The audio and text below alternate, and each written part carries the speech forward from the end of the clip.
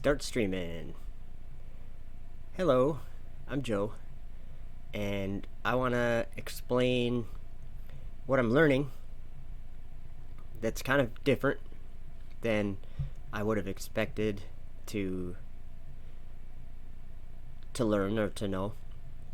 Behind me is some footage that I just 2017 I recorded this solar eclipse in Nebraska, and this is just some footage of it that I have going in the background. And I'm going to be doing a screen share because I have a bunch of verses, a bunch of tabs open with some verses that I want to go over. Where is hell?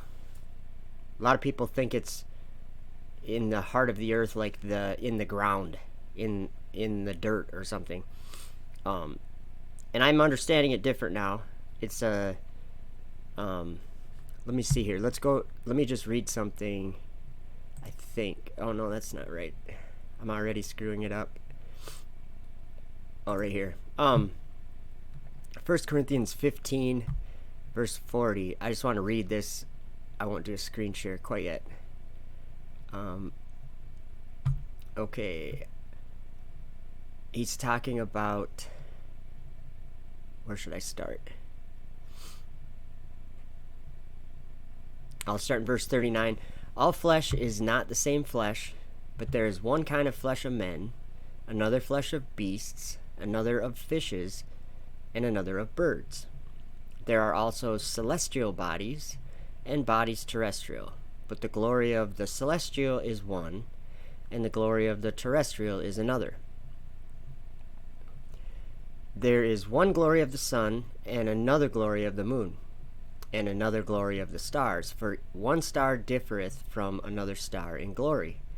So also is the resurrection of the dead. It is sown in corruption, it is raised in incorruption.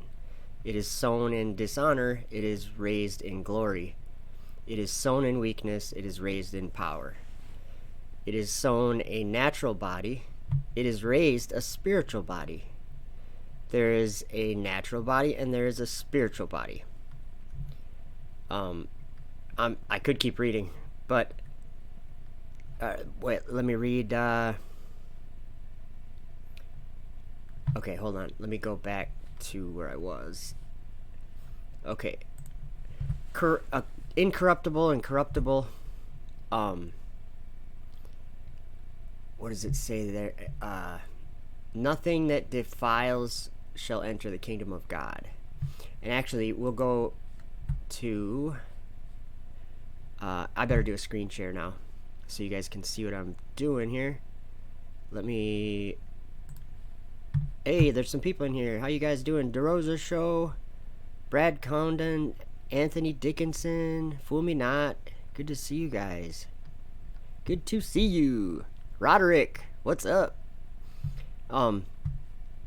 Okay, so I'm going to do a screen share because you guys, I think, like, in a nutshell, where is hell? I've learned that it is where NASA goes. It is the blackness of darkness, outer darkness, whatever you want. There's got lots of different names. Sheol, Gehenna, hell, Tartarus. There's lots of different names for it. Hey, Theodore, what's up? Davey313, good to see you. All right, good to see you guys. I'm glad you showed up. So I got to figure out how to do a screen share here. Desktop. There we go. Oops. Okay, let's go. Actually, we should start in the book of Revelation 12 because I want to... Okay, no, we should start in 1 Peter. Is that what this is? No, that was 1 Corinthians I was just in. 2 Peter.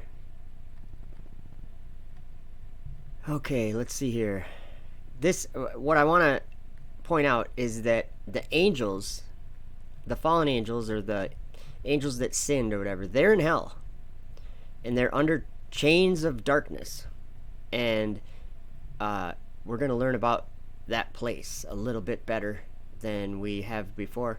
or than I have before. I'm just going to read verse 2 Peter 2 verse 4.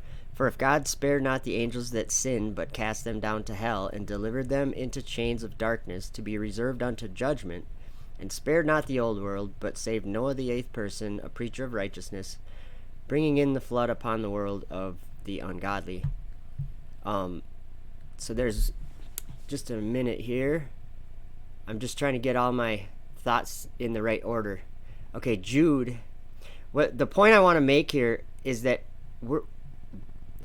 there's a place that is a prison for the stars and the host of heaven, and we're going to read about it in two different separate chapters of the book of Enoch, and I want to compare it with the Bible, what the like 2 Peter and Jude, they're very clear about one thing, is that there is a place of prison or imprisonment for I'm going to say celestial, or for spiritual, for spirits, for evil spirits, for angels. And it just also happens to be, let's go to Jude, I think verse 6. Okay, here we go. And the angels which kept not their first estate, but left their own habitation, he hath reserved in everlasting chains under darkness unto the judgment of the great day. So that basically just said again what 2 Peter 2 verse 4 said. It didn't call it hell. It says, but they're still in everlasting chains under darkness. Same thing. Now, if we go down to verse 13, this is something that I think, like, most people aren't really connecting this. I was listening to Zen Garcia and Rob Skiba, and they could not grasp what they were going through Enoch 18, and they couldn't grasp what Enoch was looking at, and it's very simple. We have to forget about what everybody says, because Rob was saying something about the seven, or about Pleiades and all that. Forget about what everybody says and just consider nature, consider reality. We look up at the stars and we only see 7 that are on their own. They're not doing what every other star in the sky is doing. So those are the 7, and it's simple. And because they're talking about Pleiades and all these other things, and I'm going, no, we have because they're false gods, and we have Jupiter, Saturn, Mars, Venus, Uranus, Mercury, and one other one, I think, but I can't ever name them all. But they're false gods, and we have been worshiping and serving those gods instead of the true God. And people would say, I don't worship and serve the planets. Do you believe in them? Do you believe that they're evil spirits, or do you believe that you're going to watch the Mars rover drive on them? You have to make a choice on what you believe there, because I don't think you can believe both. You can't believe that God sits in his throne up there and then that there's a rover on Mars. That doesn't make sense. And like the people that do believe there's a rover on Mars, why do you believe there's a rover on Mars? Even if you were let's say you work at NASA and you were head of that program, why do you actually believe that there's a rover on some planet? Because you put it up on a rocket, and 60 miles up was the last time you saw it, and then that's it? You get data from it? Doesn't make any sense. What I'm saying is you're trusting that you're taking a potential chance on being deceived huge because of what's up there. And this is why I'm making this video. Where is hell? Well, let's see here. I like this right here. Okay, verse 13 in Jude. Raging waves of the sea, foaming out their own shame, wandering stars, to whom is reserved the blackness of darkness forever. So when I read that, wandering stars, okay, we have, those are the planets. 7 planets that If you let's do this. Let's just see what Google says. Whoops, I don't have to type in Google. How many planets? Now remember, they're going to count Earth, so they're going to say 8. See that? Then there was 9 and whatever. Pluto isn't one or something. But, let's see, what's a good... Space.com. I'm just skimming real quick. There are 8 planets in the solar system: Mercury, Venus, Earth, Mars, Jupiter, Saturn, Uranus, and Neptune. There's 7, okay? 7 wandering stars in the sky. And let's go learn about them. But I have to review something first. In Enoch chapter 10, okay, this is what Zen was saying, that he thought that these angels were bound possibly in the north, in the sides of the north. And I understand why he's saying that with Isaiah 14 and what Lucifer has in his heart. What is it, to something about a congregation in the sides of the north. But that's, I'm not commenting on that, I don't know. But I know that the angels that were buried in the earth for 70 generations, they are no longer on the earth. They're nowhere, they're not in a place like earth. They're in a celestial place. And that's the probably the biggest thing that I didn't understand before. Hell is for spirits. It's a spiritual place.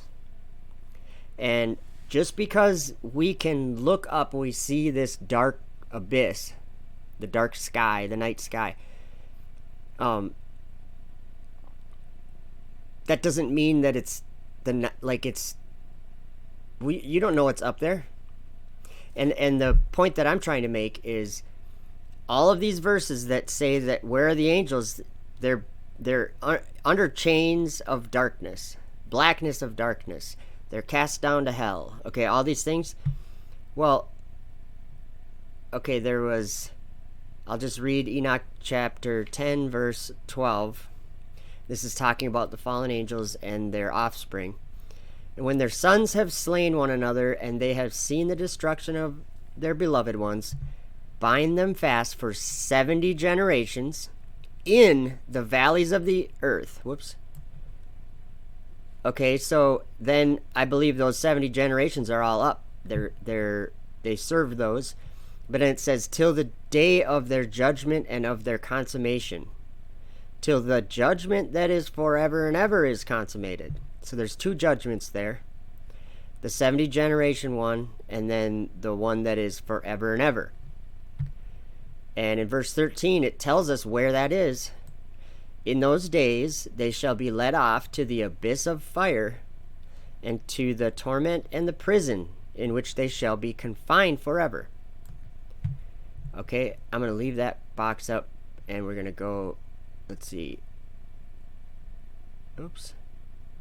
I want to point out something that should be, like, it's a simple thing, but it's like hard to connect these things till the Holy Spirit does it. Like, he connects them. I can't think of these things. But there was war in heaven in Revelation 12. Okay? John saw war happening up in the sky. There's no doubt about that. He saw a dragon, and it was casting the stars of heaven down to the earth with its tail. And it was Satan, he learned it. John said, verse 9 says, and the great dragon was cast out, that old serpent called the devil and Satan, which deceiveth the whole world. He was cast out into the earth, and his angels were cast out with him. So where were they cast out from? Well, there was war in heaven. So the point I'm trying to make is they are imprisoned in what we could call heaven. But when I say that, I don't mean like the throne of God. I mean a different type of place than an earthy place, like celestial. Like God is a spirit, okay? And a spirit doesn't mean it's invisible, or doesn't. It's just a different thing that we don't really understand.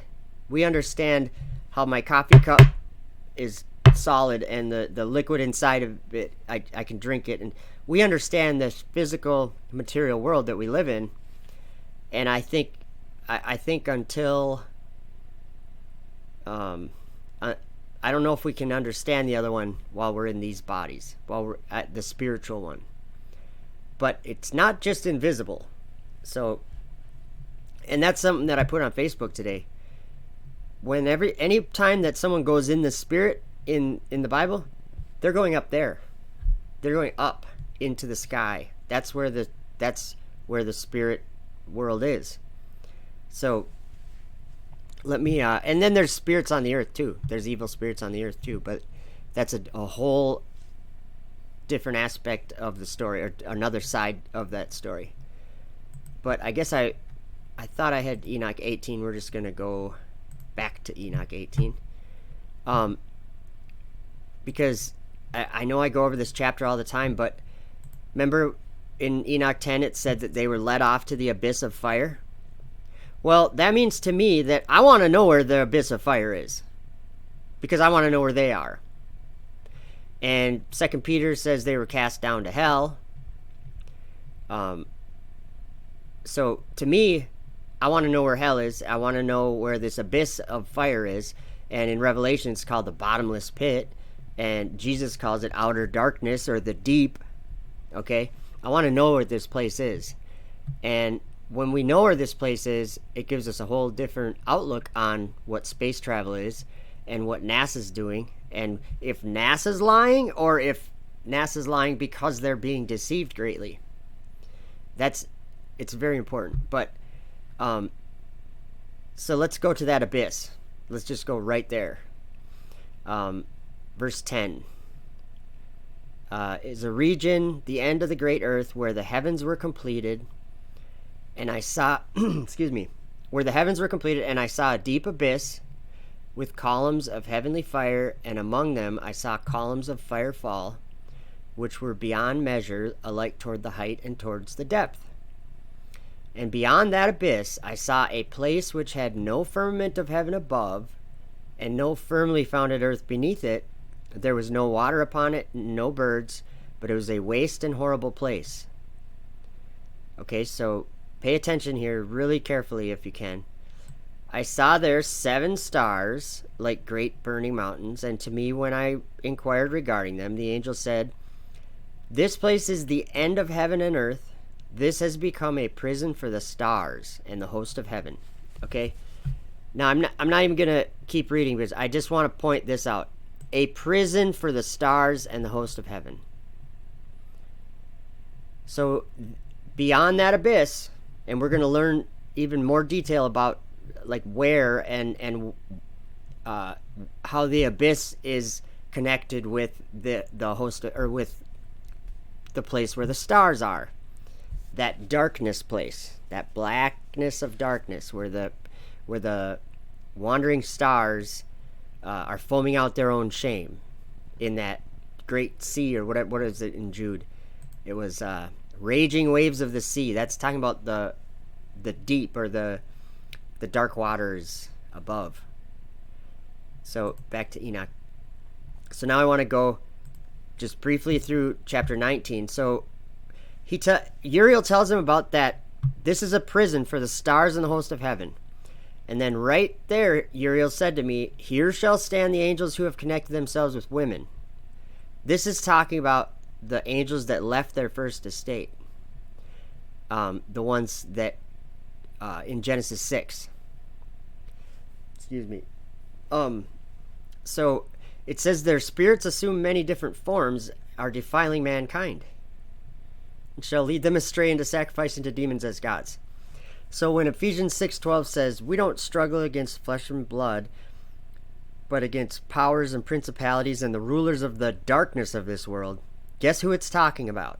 That's our struggle, is against these false gods, these angels that left their first estate, and no, they're not buried in the earth. That judgment was consummated. That happened. I mean, I don't know when that would be, but if you count 70 years as a generation, 70 generations, we're past that by now. That's my take on it, and that's pretty much what everyone probably seems to think. But let's see here. But basically, it says they're going to stand there until the day of the great judgment, in which they shall be judged till they are made an end of. Okay. But the interesting thing is in chapter 21.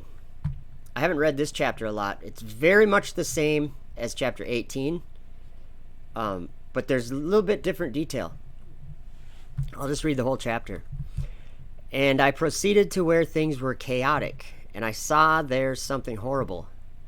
I neither saw a heaven above nor a firmly founded earth, but a place chaotic and horrible. And there I saw 7 stars of the heaven bound together in it, like great mountains, and burning with fire. Then I said, for what sin are they bound, and on what account have they been cast in hither? Notice it says cast in hither. I'm thinking of 2 Peter, where it says cast down to hell. Then said Uriel, one of the holy angels, who was with me and was chief over them, and said, Enoch, why dost thou ask, and why art thou eager for the truth? These are the number of the stars of heaven, which have transgressed the commandment of the Lord, and are bound here till 10,000 years the time entailed by their sins are consummated. And from thence I went to another place, which was still more horrible than the former. So he goes to another place. And I saw a horrible thing, a great fire there which burnt and blazed, and the place was cleft as far as the abyss. Okay, that means like split or halved, or like split. Being full of great descending columns of fire. Neither its extent or magnitude could I see, nor could I conjecture. Then I said, how fearful is the place, and how terrible to look upon. Then Uriel said to me, one of the holy angels who was with me, said unto me, Enoch, why hast thou such fear and affright? And I answered, because of this fearful place, and because of the spectacle of the pain. And he said unto me, this place is the prison of the angels, and here they will be imprisoned forever. Where was it? Where was Enoch when he saw this? He just saw 7 stars of the heaven bound together in it, like great mountains burning with fire. He is up in space, or whatever you want to call it. And we're not even close to getting done with what we're going to go through here. Okay, so that place, this goes right along with Revelation 12. I was going to go, where was I?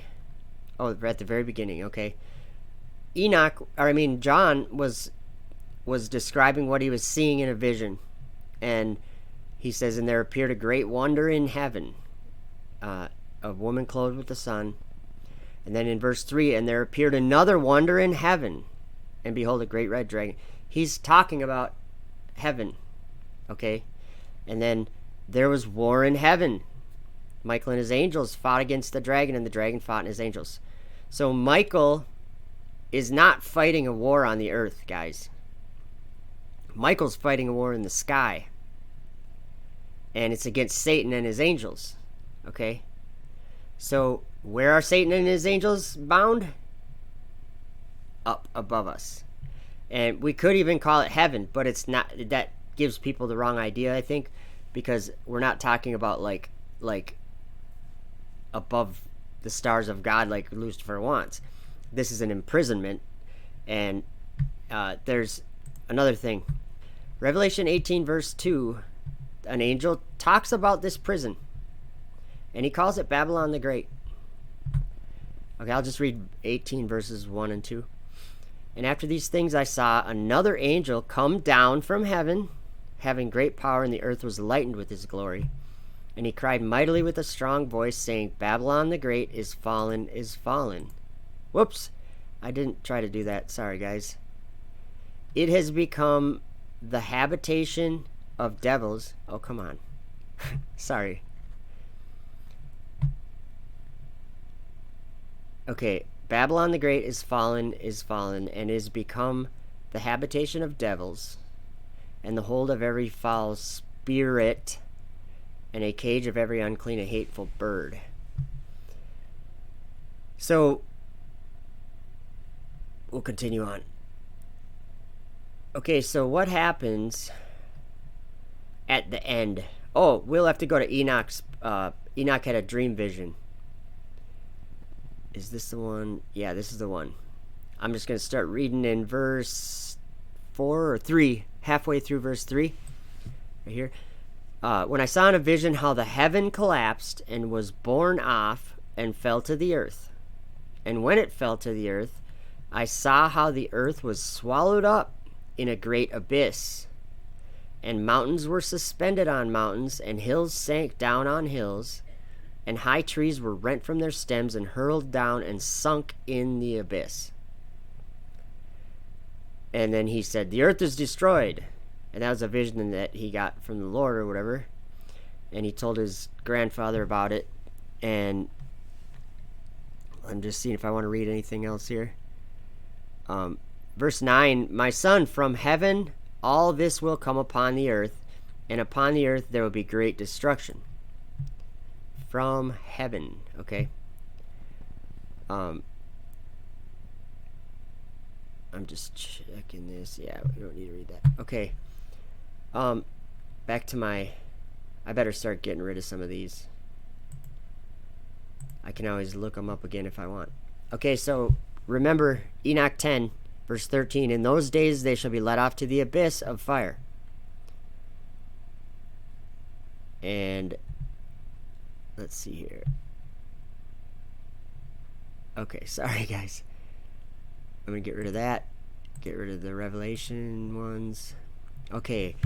Enoch chapter 56. Verse 8. Okay, it's talking about when the angels come and return and hurl themselves to the east upon the Parthians and Medes. Now, I got to give my opinion here.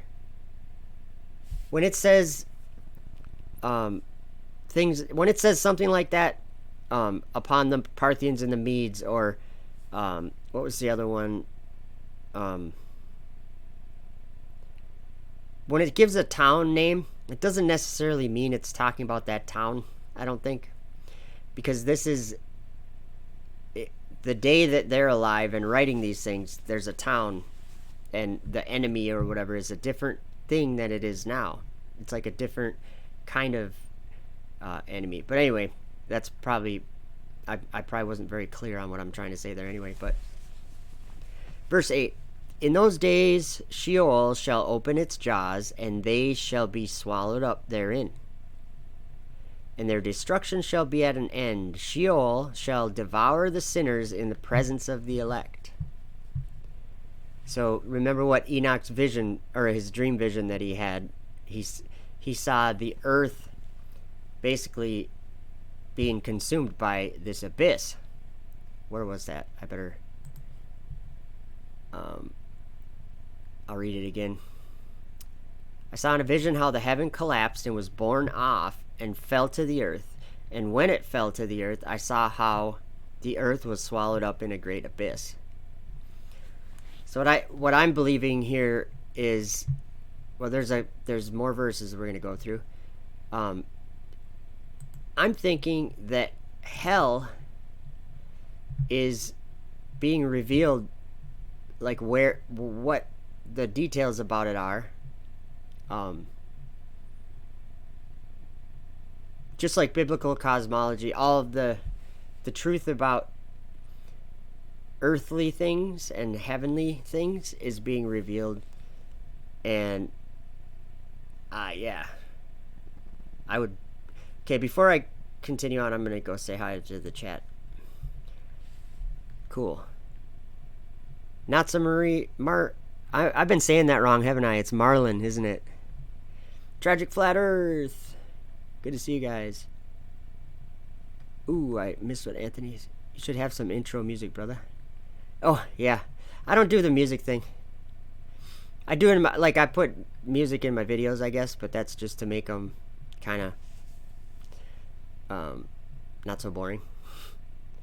But Cindy Heeman and Susan Hope, good to see you guys. AJ Blunt, good to see you. Coffee House, good to see you guys. So anyway, I just wanted to. The dead don't talk. Agree, Susan. They're asleep. I'm just trying to skim. It's kind of moving fast, like trying to catch up or whatever. Cold Fire Ice 8044, good to see you. Clouds Behind the Sun, good to see you. Natsari Marlin, gotcha. Natsarim. PJ Culture, good to see you. Pamela Santos, good to see you. So why would I say that hell is like? Why would I say give even the idea that hell would be above us? Well, I'm not given that idea. That's just the idea that I'm getting from the scriptures, which is kind of crazy. Oh, it's your first time here? Welcome. It's probably not the most fun subject we're talking about, hell, but I think it's so important to realize. I'm gonna say it like in a nutshell. NASA, for 60 years, has been tricked into, and it's a bad spirit. It's Apollyon. It's the angel of the bottomless pit. Okay, what did they name the missions where they went to the moon? Apollo. Okay, that's not by chance. Let me go to Revelation 9 and just read that verse in case you guys haven't heard that one before.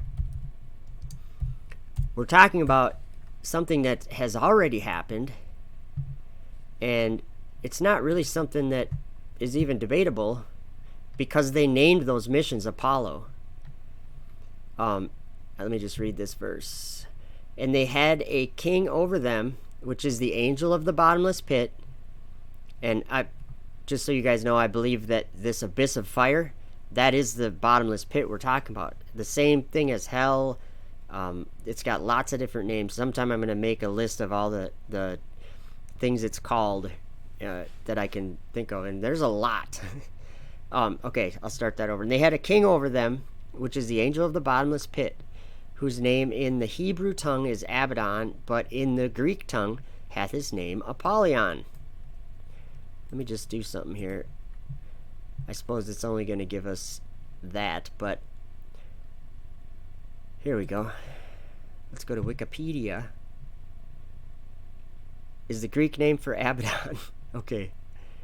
There isn't really much about Apollyon, but Apollo, I think we can,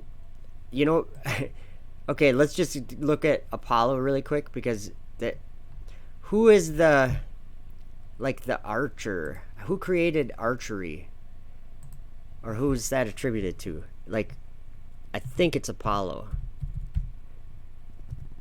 I think he was let's just see what it says. Okay, he was the god of healing, medicine, and archery. And of music and poetry. Okay, whatever. I'm not too interested in that, but because I think it's stupid. But anyway, so the angel of the bottomless pit, right? Where was I in here?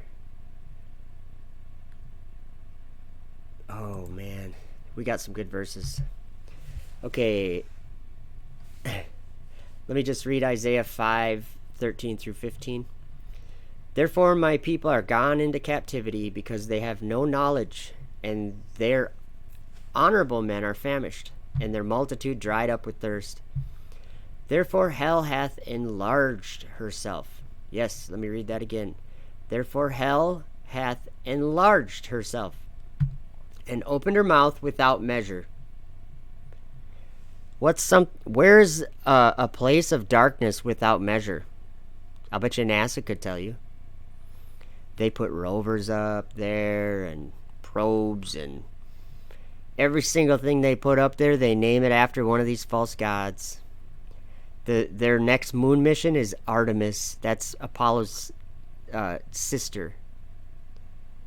These are all false gods, and we're worshiping and serving them, or NASA is, and tricking the world. Now, the people that work at NASA are not lying. Like, this is something that needs to be understood. It is not men. There is no men on the earth that are hiding the shape of the earth, okay? In the Bible, they hold the truth in unrighteousness. That's what they do. Like, NASA is not privy to this deception. They don't understand that there's a deception happening. NASA's building rockets thinking they're doing science up in space, because that's the generation we live in. The last 60 years, there's been like a falling away where people forgot about God's throne. Everyone that's watching this, anyone that watches this, I know that you forgot about God's throne, and you were born into a world that was like that. Because I hadn't really thought about God's throne much at all until Flat Earth, like just the last few years. Then I learned that God is sitting in his throne and the earth is his footstool, and that's the place that I build for him in my heart. That's where God is, in his temple, in his holy place, up above us in the sky. Literally. So that's my take. But get rid of that. Let's see. Okay, verse 9 in Isaiah 14. Hell from beneath is moved for thee, to meet thee at thy coming. It stirreth up the dead for thee, even all the chief ones of the earth. It hath raised up from their thrones all the kings of the nations. Yes, it said, hell from beneath is moved for thee. That's the thumbnail I used for this video. Or I made a thumbnail that said something similar to that. Okay, so what I'm getting at is we were born into a world. Okay, when Jesus was here, walking on the earth 2,000 years ago, and there was these pigs, and he was casting some demons or devils out of unclean spirits. He was casting out of a man, and they were like, hey, what are you doing here early? That's what the spirits were saying to Jesus. What are you doing here early? Are you coming before the time? Like, they're aware of their limit of time. And they're like, don't cast us out into the deep. Or another time it says outer darkness. Don't cast us out into the deep. Can we put us into those swine or the pigs? And so Jesus was like, go. And they went in the swine, and then... But the interesting part is the spiritual world. Okay, I'm not saying I understand these unclean spirits and how they work, but they're not stupid. Like, they're at least smart. And what I mean by that is I think they learned a lesson when Jesus was here, and they learned that they have to be not so stupid and be more like smart about what they want to do.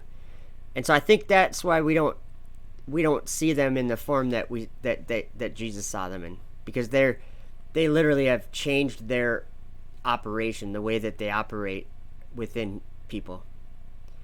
They don't want you to understand that they are there. When I think when Jesus was here, before he started doing anything, they didn't really care. That's just my take on that. Because I think they work in a way that's more invisible now, I think. But that's I guess I was talking about the outer darkness. Okay, if you picture the earth, don't picture it like a rock or a because it's really not that. It's a, how am I trying to say this? I don't want to confuse anyone, and I don't want to, like, I probably shouldn't say much because my thoughts aren't gathered very well on it. But outer darkness is just outer darkness. It's above the earth. It's on the sides of the earth. I mean, if you just look around at night, you see dark sky everywhere. And then during the day, it's blue sky or whatever. But at night, you see this dark, you see stars in it, and sun and moon, and we have a full moon. Oh, and that's something else I was going to say. I don't know what's going on in Australia, but pray for that place and the people there, because that's I think that this is a situation that we've never seen anything happen like this. I don't think. Maybe we have. I don't know, but I just think that it seems like a very serious thing going on over there. And what I mean is, it's a small, maybe a small, teeny picture of what's coming. Like, I'm just saying it as far as the fire goes. It's scary stuff. But just pray for those people that are there, and the animals that are there. Yeah, that's just sad. It kind of breaks my heart to talk about that.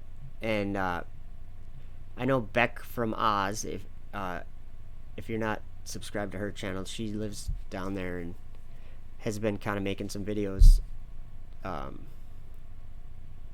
Just so you know, kind of firsthand what people are dealing with there. Beck from Oz. So, let's see here. Okay, so I was just doing a keyword search for hell. I don't like to search, like the grim side of this, but the wicked shall be turned into hell, and all the nations that forget God. For the needy shall not always be forgotten. The expectation of the poor shall not perish forever. Yeah. 2 Peter, we went over that. Okay. Oops. Ooh, I almost clicked. I better be careful. I don't want to click that. Okay. I should probably go over Enoch 67. Whoops. Where do I do that? Right here. Waters above are turning to fire. I'll just read the last verse in this chapter. Because these waters of judgment minister to the healing of the body of the kings and the lust of their body. Therefore they will not see and will not believe that those waters will change and become a fire which burns forever. The eternal lake of fire. Okay, so when people tell you that hell doesn't exist, tell them, I'm not trying to tell you what you believe, but tell them that the prophets did not say anything like that. The prophets all talked about a place of eternal fire. Okay, Jesus told us about hellfire. Okay, but yeah, the valley of the shadow of death, if I'm saying that right, the valley of the shadow of death. Yeah, I think that has something to do with hell. And I think, I gotta find something. Okay, I'm gonna get rid of that one. Return from the dispersion. That's okay. This is how it happens. It's gonna be some kind of space vehicles, or possibly commercial airlines or something. Let me just read this, chapter 57. And it came to pass after this, I saw another host of wagons, and men riding thereon, and coming on the winds from the east and from the west to the south. So where are they flying? I mean, where are they wagoning? They're wagoning up in the sky because it says coming on the winds. So they were flying. So there was men riding on wagons that were flying, and the noise of their wagons was heard. Think of a rocket launch or a shuttle launch. The noise of their wagons was heard, and when this turmoil took place, the holy ones from heaven remarked it, and the pillars of the earth were moved from their place. Just think about what that means. What happens when the pillars of the earth are moved from their place? That'll be a big earthquake. Like, I don't even know how that's going to work, but it's going to be bad.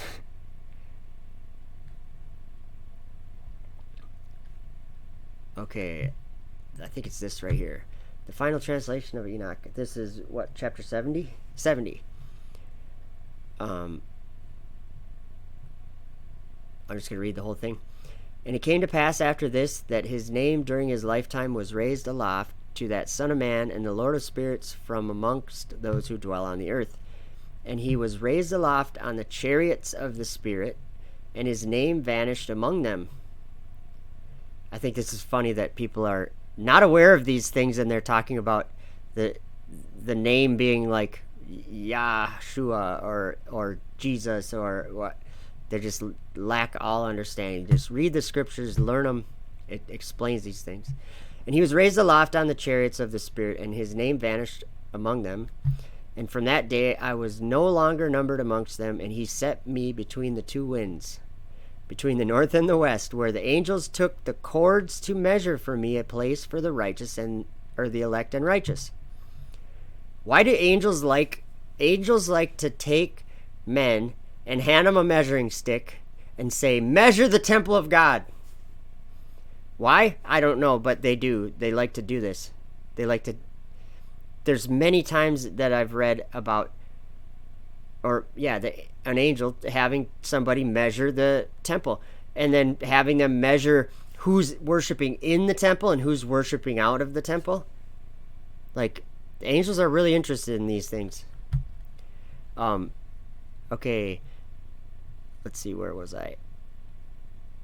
To measure for me the place for the righteous and the elect, or the elect and righteous. You know where that is. That's New Jerusalem. And I'll just open Revelation 11, but I'm going to go right back to Enoch. And there I saw the first fathers and the righteous who from the beginning dwell in that place. So this is why when there's war in heaven and before, that the holy city or the sanctuary is trodden underfoot. It's given to the Gentiles for a time, and they're gonna. This is space. This is exactly what this whole space exploration is. It is men walking around or being in a space station in a place that is not even terrestrial. So it's not even a place, really. We look up and we see it, but it's not like physical, like I can knock on the it's not like that. I don't understand what it's like.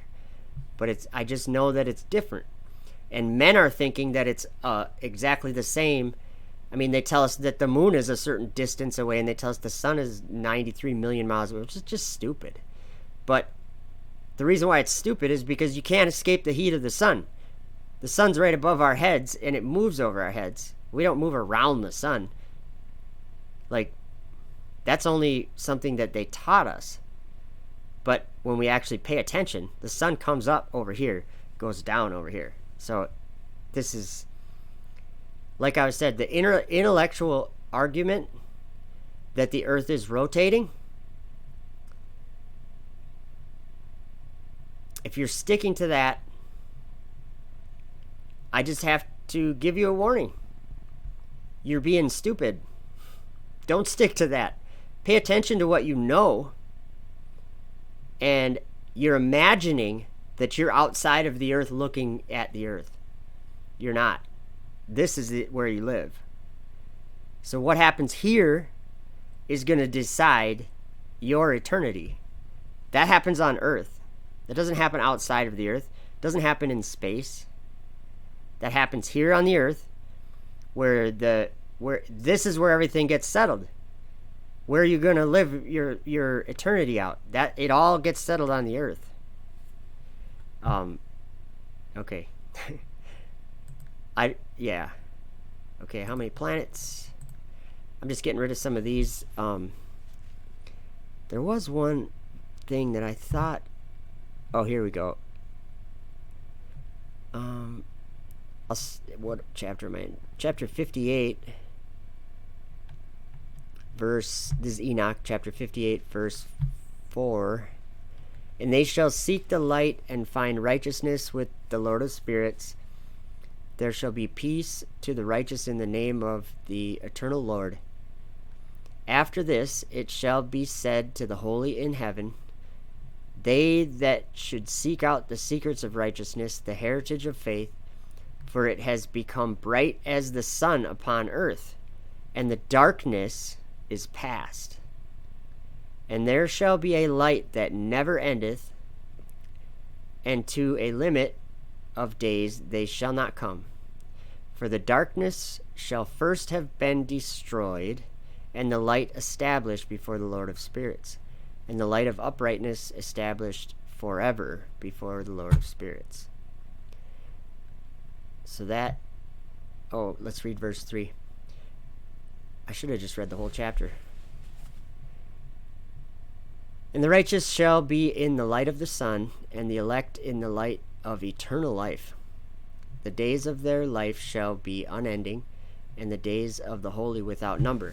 It's talking about eternal life. And an interesting thing in Daniel chapter 12, in verse 3, it says, and they that be wise shall shine as the brightness of the firmament, and they that turn many to righteousness as the stars forever and ever. So what does that tell you that stars are? I don't know. It could kind of mean a lot of things, but let's see. Okay, I know there's a couple more verses. Hell from beneath is moved for thee at thy coming, to meet thee at thy coming. I think this one. This is describing right now. Because ye have said, we have made a covenant with death, and with hell we are at agreement. That's exactly right now, you guys. That's like people want to go to hell. That's like they pay money and dream of going to hell. And what I mean is that dream of going to space. Little kids wanting to be astronauts. It's exactly what Satan wants. He's trying to get you there early even. Okay. We have made a covenant with death, and with hell we are at agreement. When the overflowing scourge shall pass through, it shall not come unto us, for we have made lies our refuge, and under falsehood we have hid ourselves. Therefore thus says the Lord God, behold, I lay in Zion for a foundation a stone, a tried stone, a precious cornerstone, a sure foundation. He that believeth shall not make haste. What's that cornerstone, guys? Let's see, get rid of that. Get rid of Isaiah. Get rid of 2 Peter. Isaiah 3, what was I in there for? I don't even know. I'll get rid of it. Because I have a couple videos waiting to play. We just looked at that. We just looked at Revelation 9, the angel of the bottomless pit. Okay, this is what I was talking about. Another in Revelation 7, and there was given me a reed like unto a rod, and the angel stood, saying, rise and measure the temple of God, and the altar and them that worship therein. But the court which is without the temple leave out, and measure it not, for it is given unto the Gentiles. Look at this. I forgot about this verse. and the holy city shall they tread underfoot 40 and 2 months. This is talking about up there. Like, yeah. Okay, let's here's another interesting thing. Long story, and I'm not going to go into it, but these two witnesses that are going to prophesy, or that have been or already have been, it says, if any man, verse 5, if any man will hurt them, fire proceedeth out of their mouth and devoureth their enemies. And if any man will hurt them, he must in this manner be killed. I don't know exactly what that means, but these have power to shut heaven, that it rain not in the days of their prophecy, and have power over waters to turn them to blood, and to smite the earth with all plagues as often as they will. Now, this is where it gets interesting. The beasts. If you study the testimony of John and Daniel, talking about their visions of the time of the end, you'll realize, after careful study, you realize that all the beasts that they described, they all went up to that place. They all ascended. They were lifted up from the earth. They were told to arise. These great beasts, which are four kings, which shall arise out of the earth. I beheld another beast coming up out of the earth, and that one made fire come back down from heaven on the earth in the sight of men. All these beasts went up there, but except for one. The beast is the one that's talking about right here in verse 7, that kills the two witnesses. It says, and when they shall have finished, I hate that highlight feature. I gotta do something about that sometime. When they have finished their testimony, the beast that ascendeth out of the bottomless pit shall make war against them, and shall overcome them and kill them. Well, where's the bottomless pit? Like the abyss of fire? Where did Enoch see that? Where was he? He said, he said there was 7 stars of the heaven bound together in it. So where was Enoch? He was in space, where the stars are, in the firmament of heaven. So the firmament of heaven has become a habitation of devils, and a hold of every foul spirit, and a cage of every unclean and hateful bird. I guess the bottomless pit, the beast that ascendeth out of the bottomless pit. What could that be? Remember all the other beasts? These great beasts these great beasts, which are four kings that shall arise out of the earth. So these kings are not earthly kings. They're spirits of, in Enoch chapter 19, their spirits, assuming many different forms, shall lead man astray and cause them to sacrifice to demons as gods. It's exactly what NASA's doing. Like, they're just falling for a big trap. And I put that every time NASA does a live stream, I try to get in there and let them know. What did I do here? Let me just turn off my screen. How do I do this? If I go video, I'll have to pause it quick. Or no, that's that. I got it muted. Okay. Here's the sun, a different time. Okay, let's see here.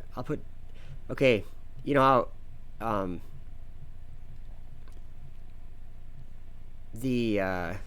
sorry guys. Okay, you know how SpaceX Dragon flies up out of the earth on a Falcon 9 rocket, and then when they're done with it, it's cast out into the earth? Sounds an awful lot like Revelation 12 to me. A lot. Let's just watch this in the background. This is video of the demo mission of Dragon. SpaceX Dragon.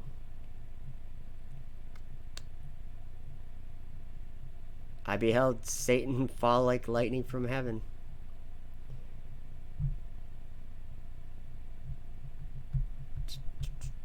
Do you guys get what I'm saying? I know a lot of you do. Yeah, Roderick, that's a good point. Greek mythology did help trample true cosmology. Yeah, and 60 years ago or whatever, when NASA was started, and the Apollo missions, that was when it was set in stone. Like, yep, Greek gods. The world worships Greek gods. Oh, let's look at Jasher 9 really quick. Or let me just read something from the book of Jasher really quick. It's an account of the Tower of Babel, but it's a little more detailed, and I just wanted to read something interesting. Think of satellites being up in the temple of God. You know, like how many thousand satellites are up there? There was three groups of kind of people, or three. Well, I'll try to find it and just read it. Oh, here we go. Verse 26 in chapter 9 in the book of Jasher. And all these people and all the families divided themselves in three parts. The first said, "We will ascend into heaven and fight against him." The second said, "We will ascend to heaven and place our own gods there and serve them."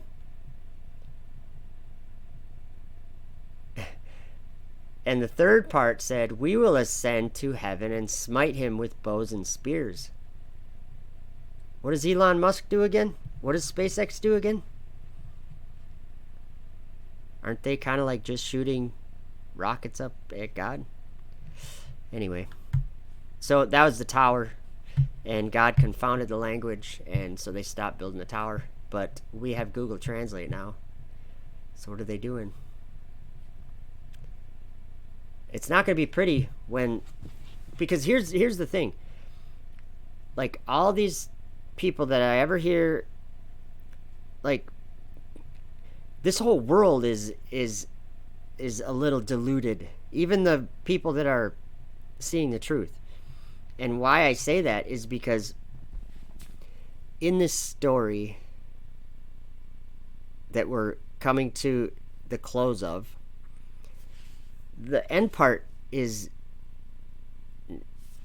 you wouldn't ever understand that the end part is what it is by listening to any of these YouTube ministries or any of these.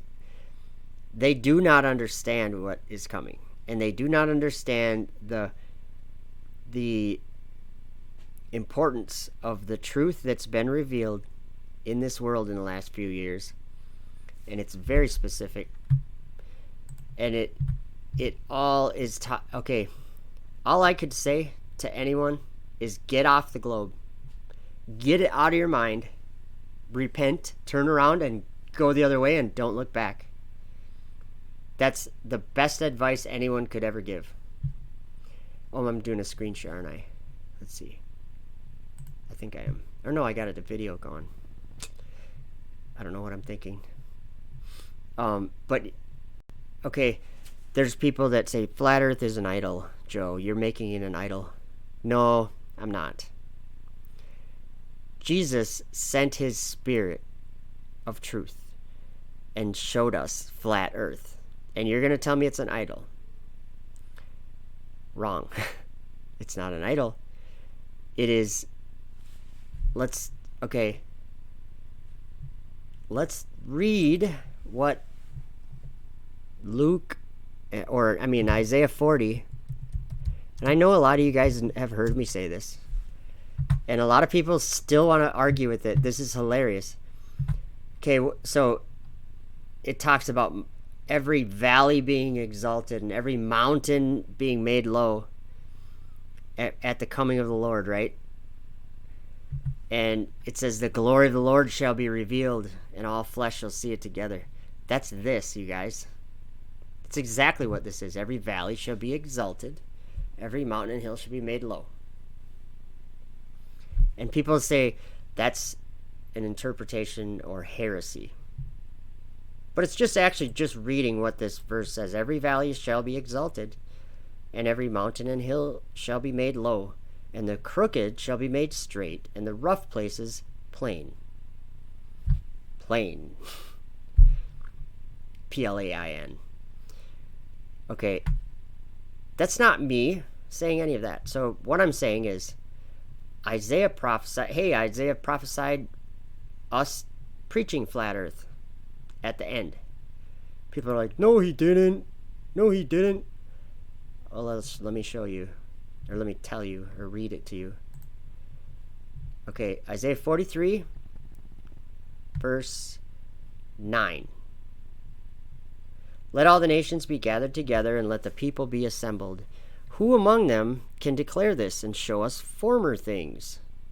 Let them bring forth their witnesses, that they may be justified, or let them hear and say, it is truth. Okay, what's former things then? Isaiah 48 says, I have declared the former things from the beginning, and they went forth out of my mouth, and I did them suddenly, and they came to pass. Something like that. 6-day creation. Jesus, the Word of God, went forth and manifested everything that has been here for 6,000 years, working like not a corruptible thing, not a corruptible image like the globe. It's not. It's much different than that. But let's see here. Okay, so that was in the book of Jasher. I think that's all the verses I wanted to go, or that I kind of had on here. So I'm going to play a video. Actually, I should. Cool. Iger, what's up, y'all? Besides heaven and the firmament, I like I like emojis. Them are awesome. They're fun. If you're ever going to a NASA chat, lay off the emojis, flatties. Too many emojis. I'm just kidding. There are no idols in flat Earth. That's true, because we believe the truth. If you believe the truth, and you, like, what I mean by that is if you believe the Word of God, there's waters above, waters below, dark waters above, and above those dark waters is God's feet. So what NASA wants to tell you that the universe is like it's like the armpit hair of the universe. It's so small. It's the universe that NASA the observable universe is all darkness. It ain't the universe, that's darkness. It's outer darkness. It's the great deep. It's not. That's what the earth is in that, or whatever. There's waters and waters, and the firmament divides those waters. And that's where in 1 Corinthians 15 it was to talk about celestial bodies and terrestrial bodies. There's different glory of the sun and the moon and the stars, and they all differ. What I'm saying is that the earth has all those things. The earth has the sun, and the earth has the moon, and the earth has the stars. They're all for the earth. So they're not a place you can go. I mean, you can point at it and say, hey, look, we could go there, like NASA does, and then they try to go to the moon. Well, I believe that NASA thinks they did go to the moon. Even the astronauts that were walking around on that moon. I just think it's strong delusion. Oh, notice the curvature in the video behind me. Let's see here. Used your tagline. Oh, did I? I'm not familiar, Roderick. Tagline. Natsuri Marlan. Yeah, you never globe back. It's impossible. Did you guys hear the that parable or whatever that I trying, like, I think it really makes sense. I did a video and the title of it was called You'll Never Glow Back or something like that. You can't glow back. And it was like just one of the last videos I uploaded. Check that one out, because I think it's the grace of God. Flat Earth. I think it's the grace of God being brought unto us at the end, just like 1 Peter 1 talks about, at the revelation of Jesus Christ. Yes, you can't unsee it, Anthony. It's totally true. Let's see. I'm just checking some of the comments out, and I'm going to play a video.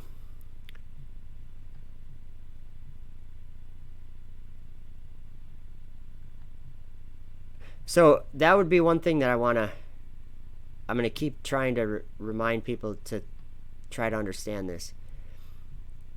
Okay, I'm trying to think of an example. Okay, Buzz Aldrin, you know, the goofy moonwalking astronaut.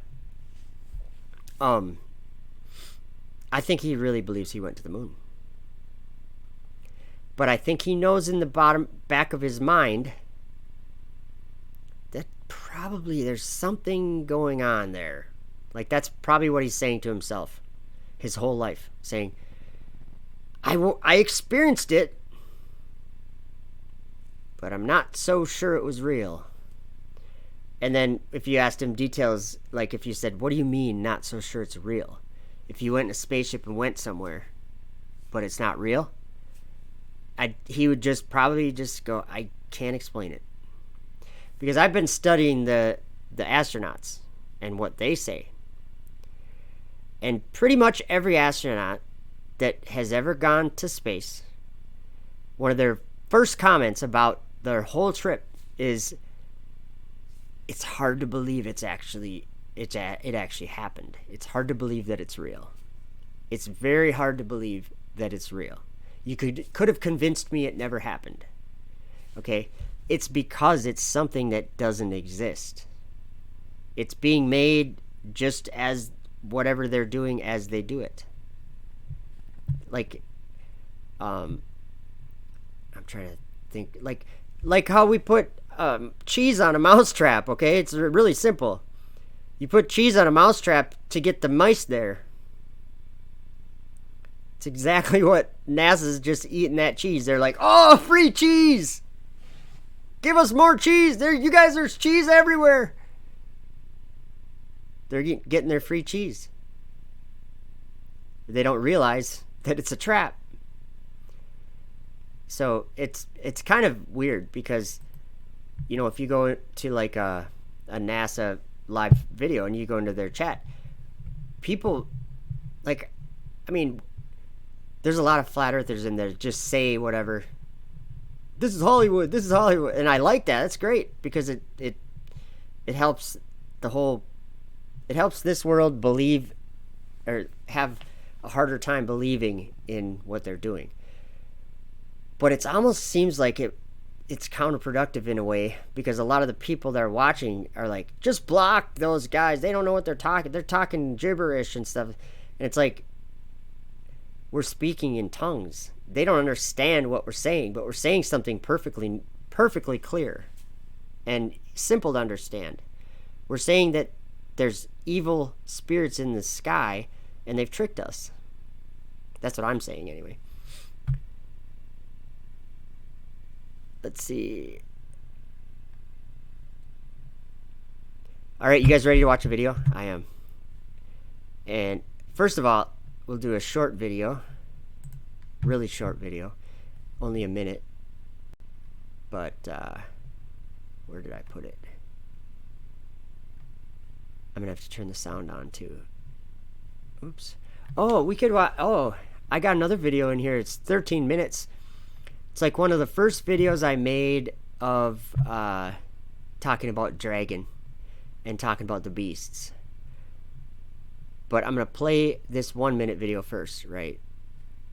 about now. Hopefully it works.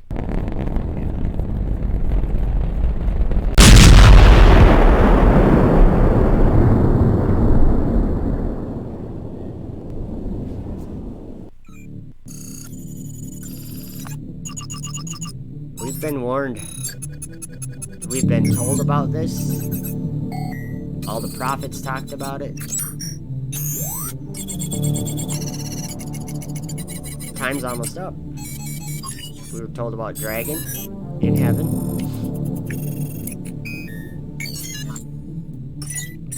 Revelation 12, September 23rd, 2017. Tesla in space. Standing in the temple of God.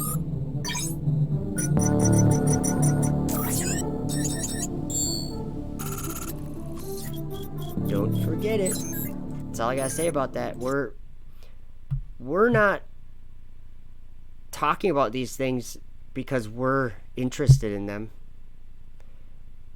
I've been a carpenter my whole life, and I like woodworking, and I'm like pretty interested, or was pretty interested in that.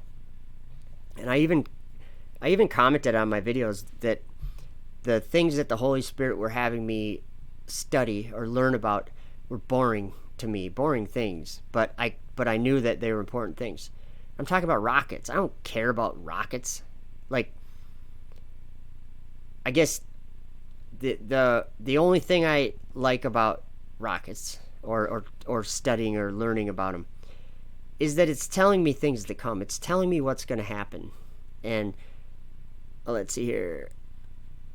Flat Earth Love Truth Conference in June. Oh, really? I'll have to check that out. Thank you, Clouds Behind the Sun. So this video is called, this one is going to be called, I don't remember. Oh, the dragon gave the beast his power, seat, and great authority. Okay. Oh, welcome, Under Fire. Yes, he's standing in the temple of God, showing himself that he is God. And if you look at what Elon Musk is doing, everyone is fooled by him. Everyone. Like, oh, he's a puppet. He's a front man. Whatever. No, he's not. He's deceiving everyone. Okay, let's check it out. This video is it's just prophecy coming and being fulfilled right before our eyes, and it's quite amazing. So here we go.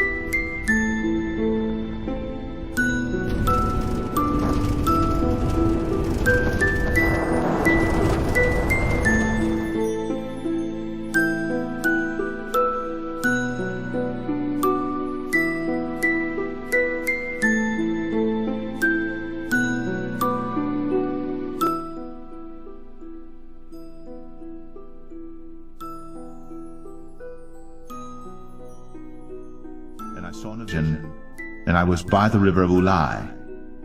Then I lifted up mine eyes, and saw, and behold, there stood before the river a ram which had 2 horns, and the 2 horns were high, but one was higher than the other, and the higher came up last.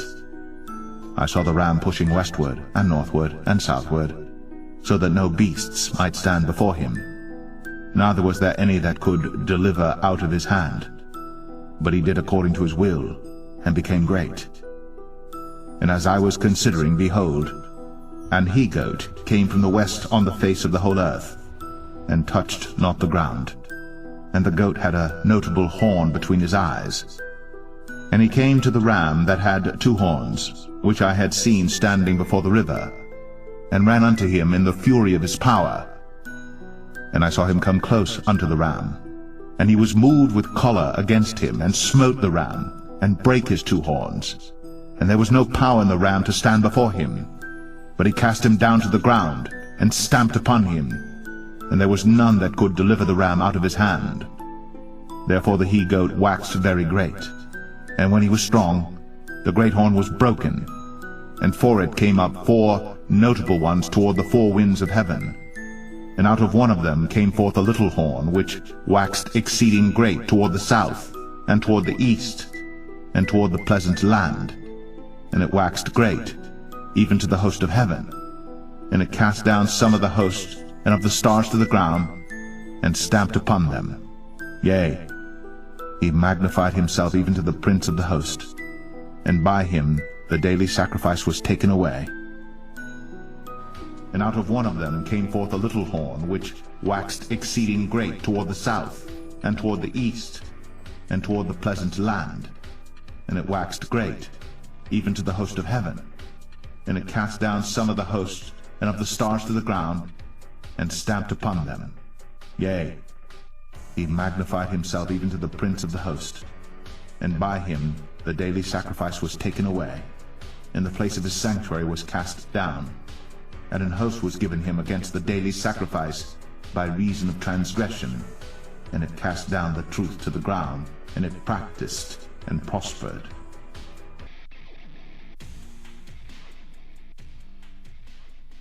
And I beheld another beast coming up out of the earth, and he had 2 horns like a lamb, and he spake as a dragon.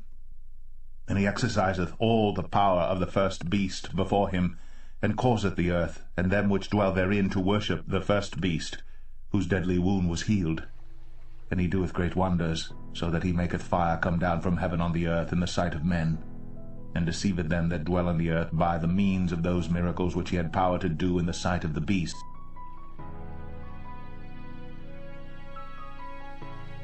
And he doeth great wonders, so that he maketh fire come down from heaven on the earth in the sight of men.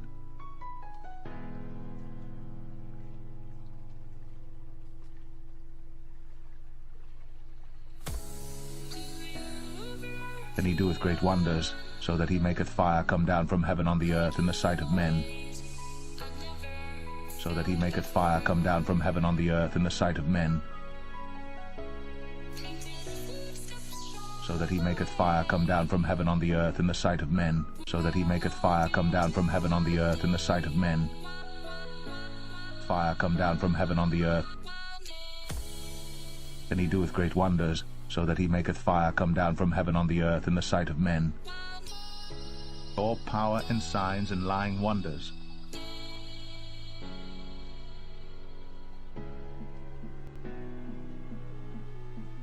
All power and signs and lying wonders, and deceiveth them that dwell on the earth by the means of those miracles which he had power to do in the sight of the beast. All power and signs and lying wonders, and with all deceivableness of unrighteousness in them that perish, because they received not the love of the truth, that they might be saved. And for this cause God shall send them strong delusion, that they should believe a lie.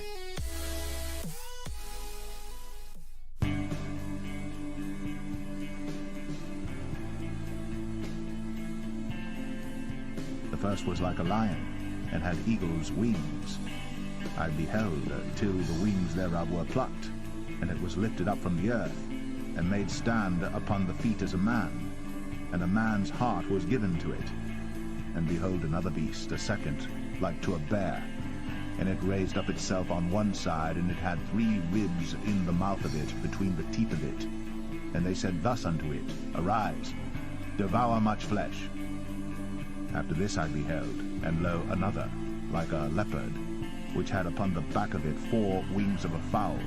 The beast had also 4 heads, and dominion was given to it. After this I saw in the night visions, and behold, a 4th beast, dreadful and terrible, and strong exceedingly, and it had great iron teeth. It devoured, and brake in pieces, and stamped the residue with the feet of it. And it was diverse from all the beasts that were before it, and it had 10 horns. I considered the horns, and behold, there came up among them another little horn, before whom there were 3 of the first horns plucked up by the roots. And behold, in this horn were eyes like the eyes of man, and a mouth speaking great things.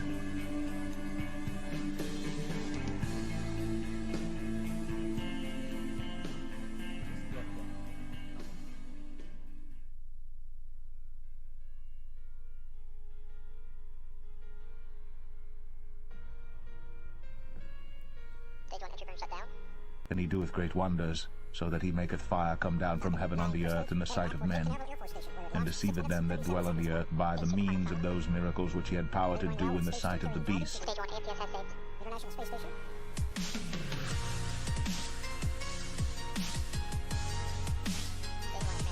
And he doeth great wonders, so that he maketh fire come down from heaven on the earth in the sight of men, and deceiveth them that dwell on the earth by the means of those miracles which he had power to do in the sight of the beast.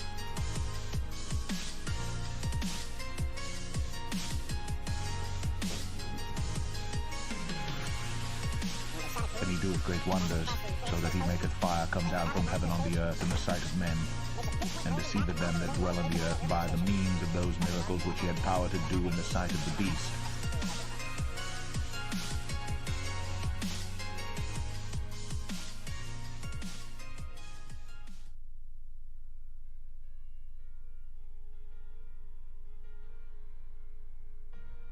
And the dragon gave him his power, and his seat and great authority.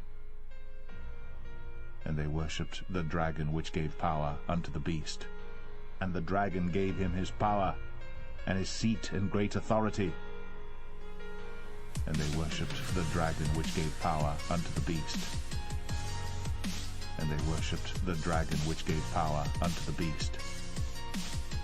And the dragon gave him his power, and his seat and great authority.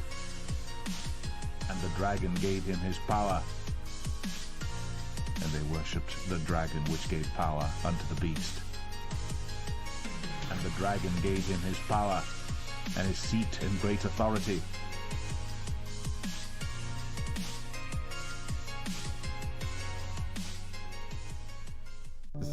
Propulsive landing.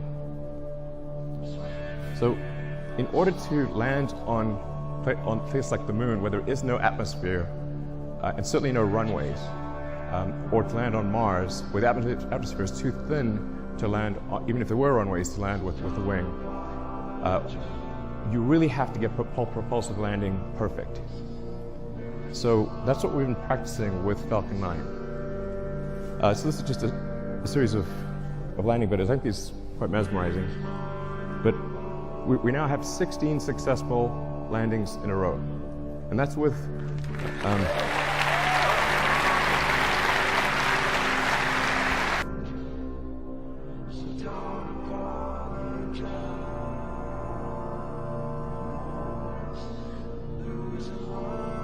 I believe that it's important for the future to be a spacefaring civilization and ultimately be out there among the stars. And I think that's the exciting, inspiring future that I think certainly people in this room want, and anyone.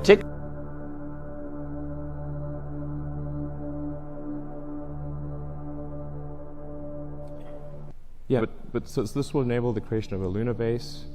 And it's 2017. I mean, we should have a lunar base by now. What the hell's going on?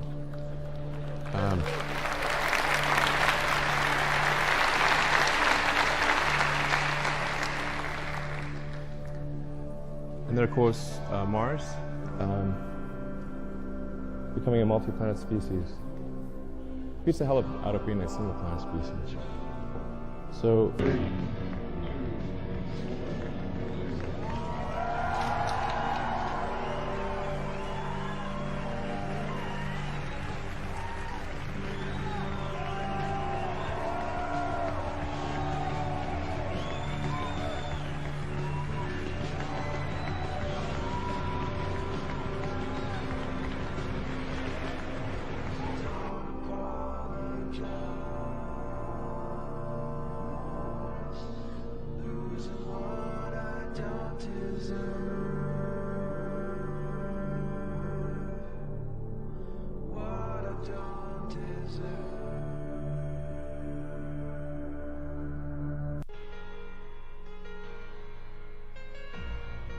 I considered the horns, and behold, there came up among them another little horn.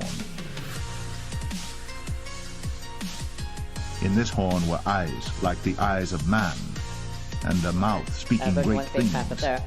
And we're now about to slide to version 2 and version 3. And with each one, we're able to make the reusability of the heat shield better. So It ablates less as it enters, and we're able to get more flights. So that's Dragon version 2. I beheld then, because of the voice of the great words which the horn spake. And of the 10 horns that were in his head, and of the other which came up, and before whom 3 fell, even of that horn that had eyes, and a mouth that spake very great things. In this horn were eyes like the eyes of man, and a mouth speaking great things. So I'm sitting here in the the pilot seat. Let's pull that down.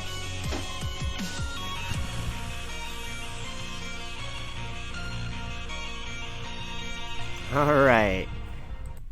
So that was a video I made probably more than 2 years ago, because actually it was a while ago when he said they had completed 16 landings at when I made this video. Now I think they're on 49 or 50 now. So keep in mind what John says when he saw a wonder of a red dragon, and he saw the dragon's tail casting the stars down. The dragon's tail. And in my understanding, that would just be the rocket that lifts Dragon up to orbit and then comes back down and lands using fire. It's all in the Bible, guys. And I don't understand why people want to argue about it. It's funny because they're like, no, that's your interpretation. I'm like, no, it's not. That's John's testimony. It's no interpretation. It's a testimony that a prophet wrote down. It's his testimony.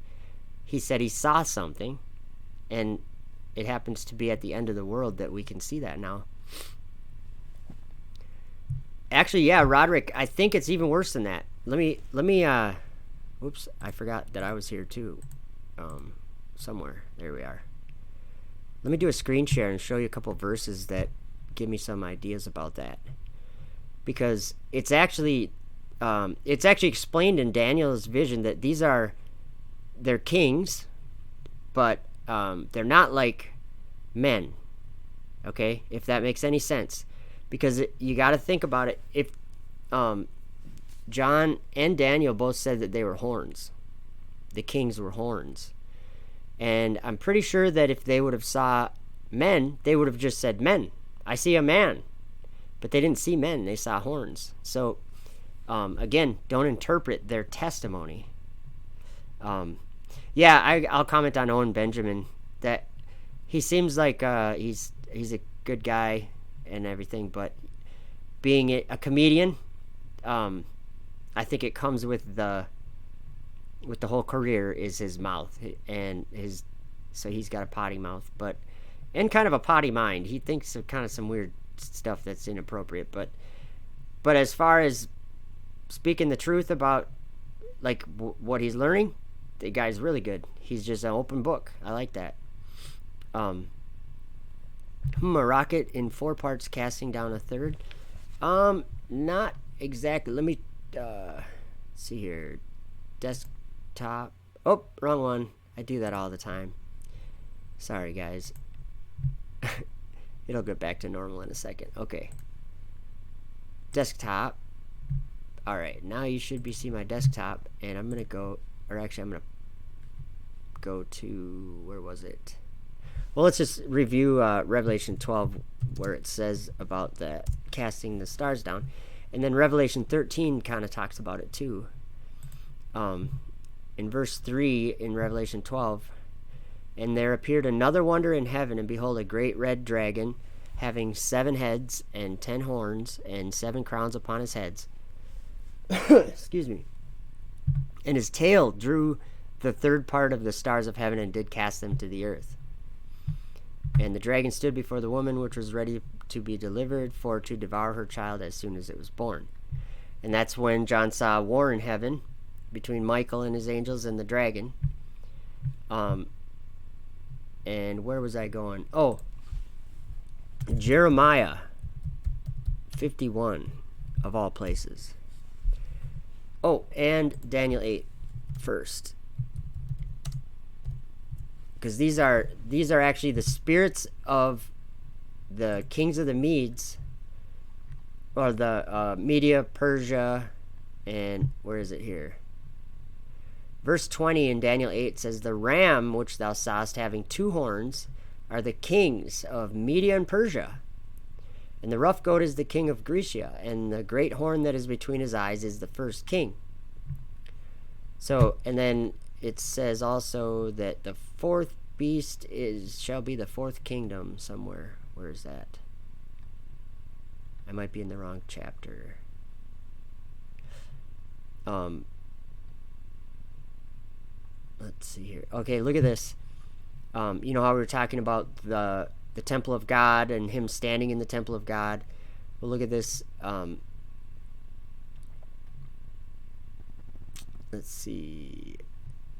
Where is it?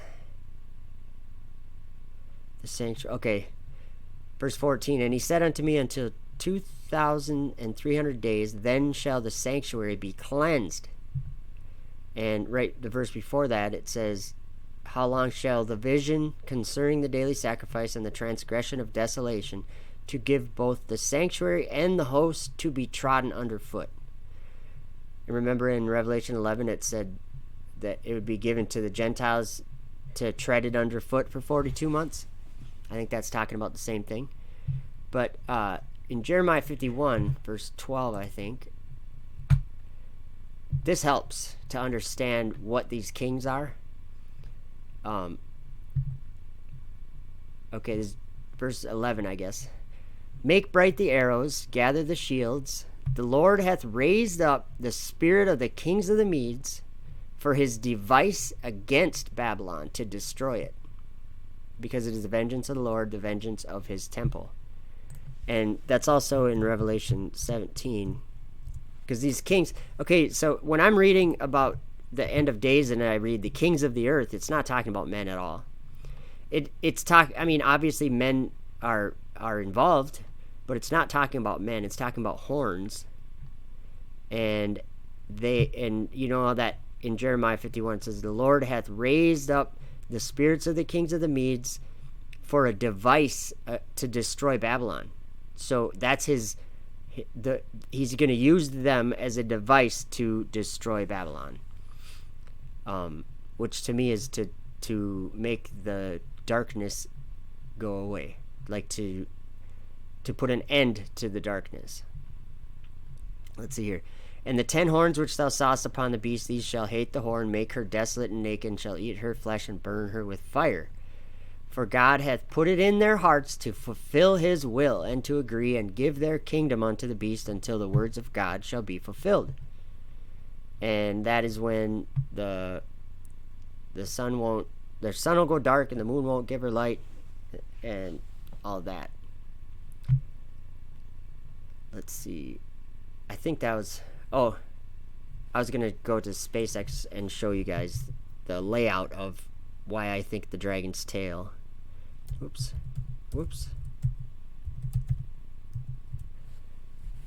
Sorry. SpaceX. Because... Oh, look at that. What is that? That's a cool picture, kinda. We gotta go to Falcon 9 or Dragon. Let's just go to Falcon 9. Okay, this is the Dragon spacecraft up at the top here. I hope you guys can see. I'm doing a screen share, right? Okay, good. This little horn at the top is the Dragon spacecraft. That's the Dragon trunk. and that's the Dragon spacecraft. And this second stage and the first stage, that is basically, to me, that's Revelation 13. Let's just go there really quick. John sees this thing, and he sees it doing exactly what it does, and John described it very well. Props to John. Shout out to John and Daniel. Those guys did an outstanding job describing visually what God showed them. And the reason why I know that is because we can see these things today. Let's see, where was I going? Verse 11. And I beheld another beast coming up out of the earth, and he had 2 horns like a lamb, and he spake as a dragon. Okay, first stage, inner stage, second stage, payload. I guess the inner stage is just a structure. There's 2 stages. There's a 2-stage rocket. Okay, two horns and spake as a dragon. Okay, that could, in Revelation 13, who knows, it could be talking about that, but then it guarantees that it's talking about that in verse 13. It says, and he doeth great wonders, so that he maketh fire come down from heaven on the earth in the sight of men. So that would be this. Let's read about the Falcon 9 and see if it says anything about landing. It doesn't say anything, I don't think.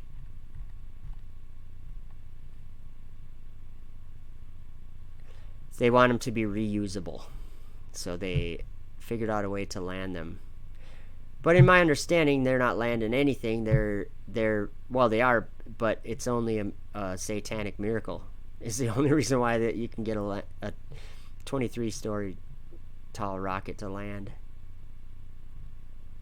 Let's see here. Drone ship landing. The first successful landing should be December. Let's watch this. December 15th or December 21st, 2015, I think. That there is a satanic miracle. John saw that, described it, and John said that he's deceiving the whole world by the means of those miracles.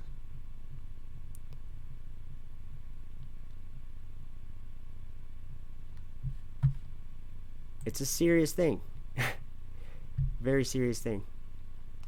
Alright, I'm going to go back to, because I have another video, a few more, actually, more on the funnier end of things. A couple of them are. And then I actually have a 40-minute video that I can play after that. Let's see. Video 6. Okay, I think this, let's do video 1. I heard, does anybody know who Michelle Thaler is? Michelle Thaler, I think is her name. She's an astro something or other for NASA, astronomer. And I think she changed her mind on the shape of the Earth. Let's listen to what she says. What are some of the easiest ways that you can prove that the Earth is flat? There are so many proofs that the Earth is flat. It's difficult to know where to start. And it's not okay to think that the Earth is a sphere. This is not a viable argument. There are proofs all around you. It is not difficult to know that the Earth is flat. In fact, people have known this for way more than 2,000 years. Go out to a lake, flat. And you could make all kinds of measurements. Then there are some other proofs that are a little more obscure, but they're actually really lovely. So people have known that the Earth is flat for thousands of years.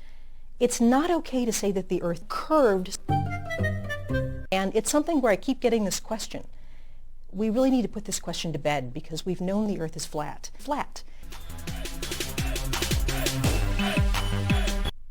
It's flat. I guess even Michelle Thaler agrees with a little editing. Alright, I got another one here. The entire experience is actually very surreal. First, you're launched on a rocket. You're pulling G's as you're going out of the atmosphere. You're looking at the Earth for the first time. You're floating, everything is different, and it just is all just such a different experience that everything just floats. And sometimes that is really difficult to believe that it could actually be true. it almost doesn't seem real. It's so amazing and such an incredible feeling that it's difficult to believe sometimes that it's actually happening. It almost doesn't seem real. In fact, when I did my space shuttle flight for 2 weeks in 2008, when I got back, you could have convinced me I never went. Difficult to believe that it could actually be true. You could have convinced me I never went. This experience is so unusual and so different than anything you've ever done in your life. You know, it was a movie. I didn't think that it would actually come true. That it's hard to grasp at all. They over-dramatize things. I'll tell you, it is still difficult to believe that this is happening. I came back and my memories were there, but it almost didn't seem real. In the large swimming pool. And believing that it could happen. That it's hard to grasp at all. How insignificant really we are as humans. It almost didn't seem real. I think we tend to... The actors overreact to situations. It just keeps getting better and better. Live in our bubble of our world that's here. It's difficult to describe exactly how it just feels different. Obviously not very realistic. Obviously. Okay, there's another video. This one I think is a funny one.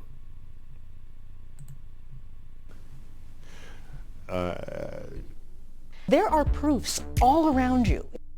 We've known for thousands of years. Way more than 2,000 years. To recognize. For thousands of years. How we doing? We knew more about the outer solar system in 2001 than the film did. This is all wrong. The world is flat. How we doing?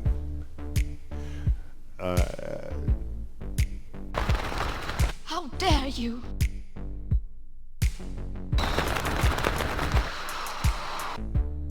The Earth is flat. Oh, yeah, that would be disastrous. I'd go to the moon in a nanosecond. I'd like to go to Mars very quickly. But we destroyed that technology. How we doing? It would kill everyone on Earth.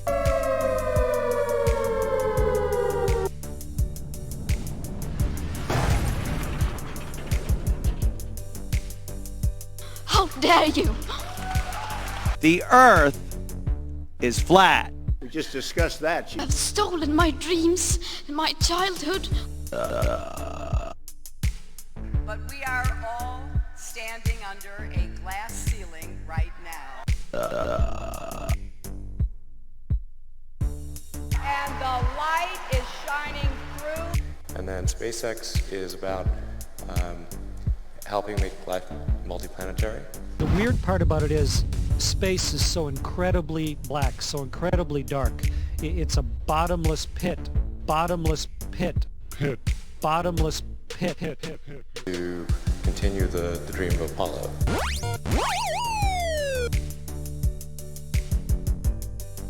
What does the ISS smell like? Oh, you can smell a little roast beef. How we doing?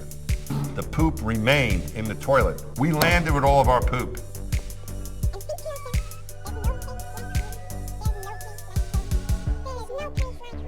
There's no place like space. There's no place like space.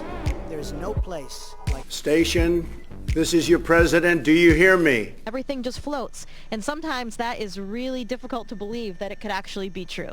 In this abyss of darkness. Blackness of darkness forever. You know, it was a movie. I didn't think that it would actually come true. I'll tell you, it is still difficult to believe that this is happening.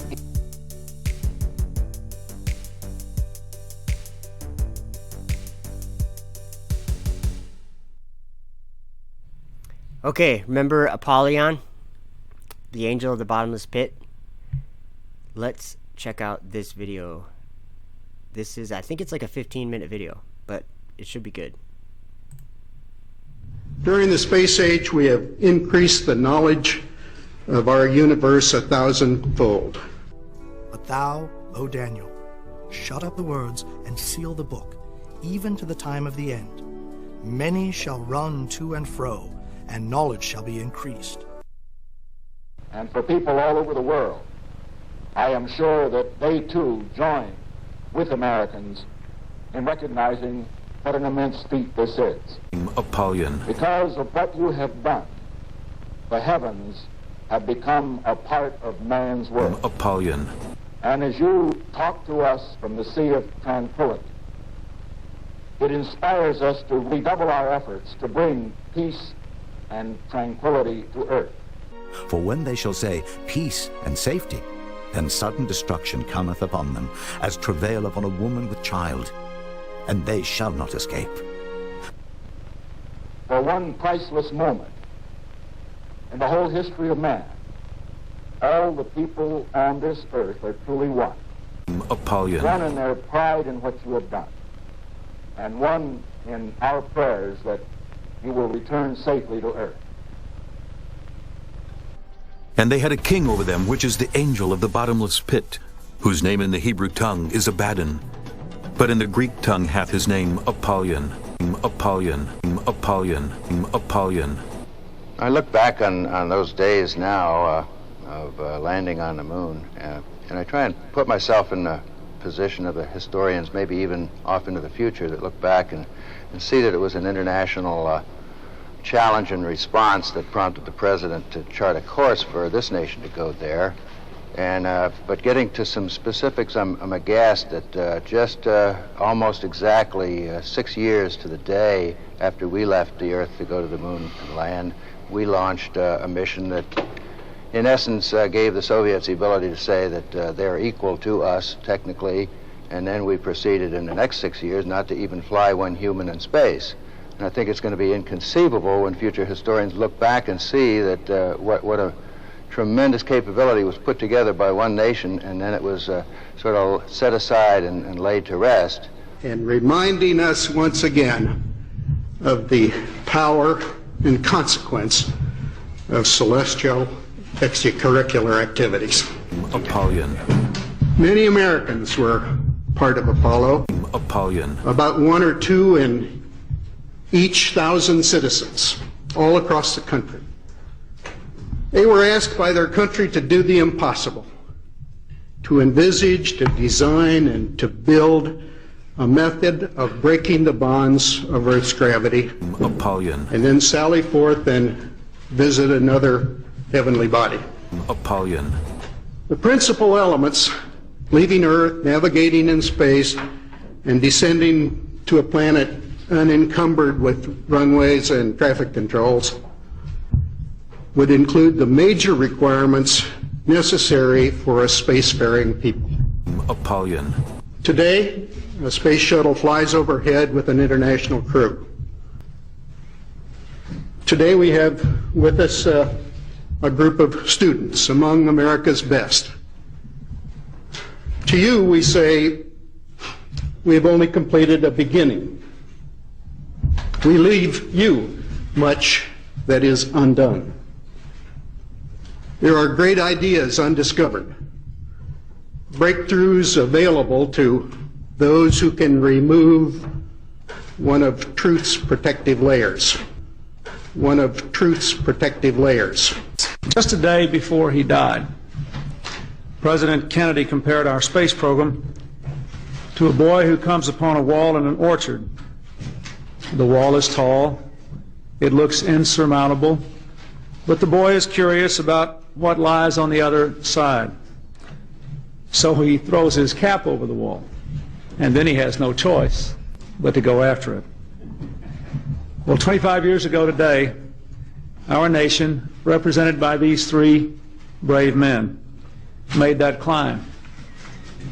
And so today we are gathered to celebrate their voyage, and I honestly hope to recommit ourselves to their spirit of discovery. Apollo, their spirit 11, Neil Armstrong, Buzz Aldrin, and Michael Collins were our guides to the wondrous, the unimaginable at that time, the true handiwork of God. They realized the dreams of a nation. They fulfilled an American destiny. They taught us that nothing is impossible if we set our sights high enough. And the Lord said, Behold, the people is one, and they have all one language, and this they begin to do, and now nothing will be restrained from them which they have imagined to do. Today we're honored to have them and all the other Apollo astronauts who are here with us.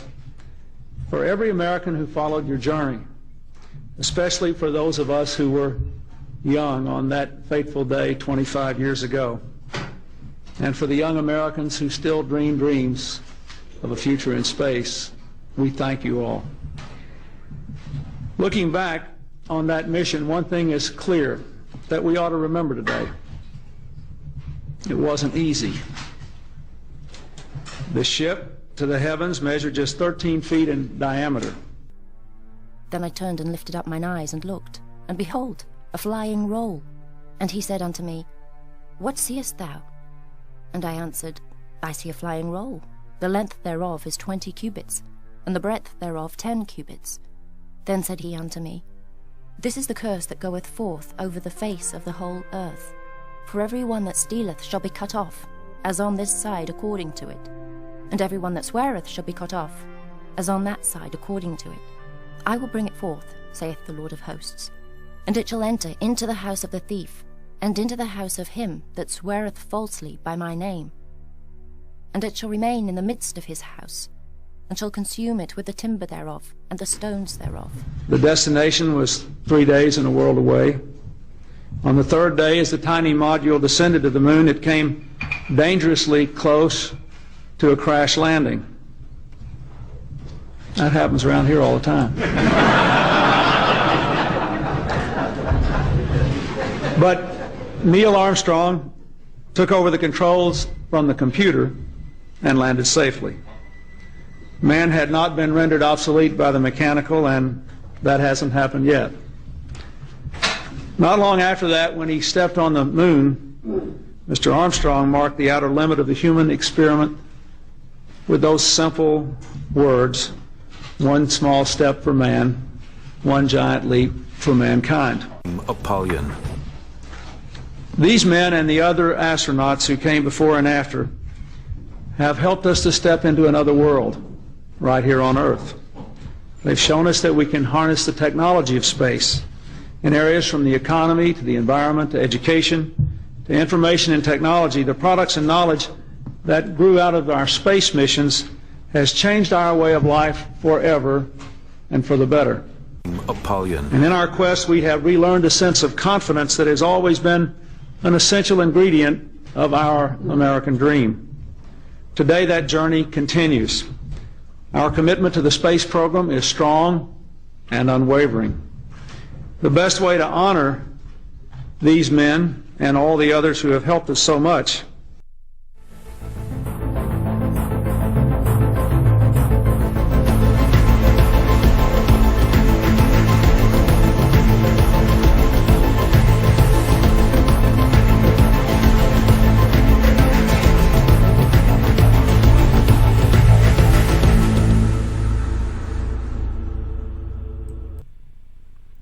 All right, so I got more videos, because what happens is when I'm watching, or when I'm playing a video, where am I here?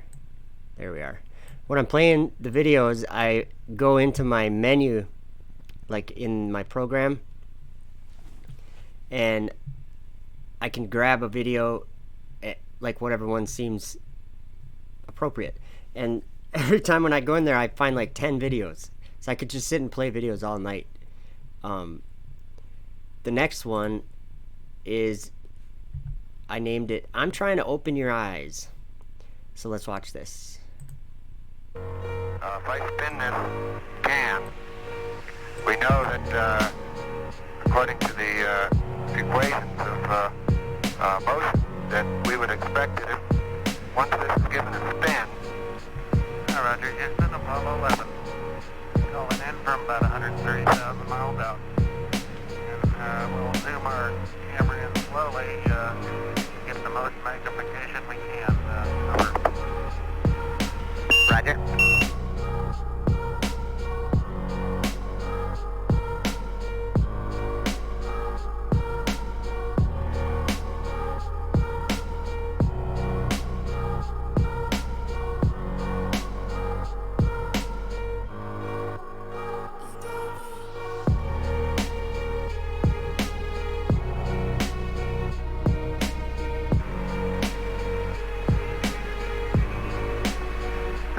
like Mike Collins.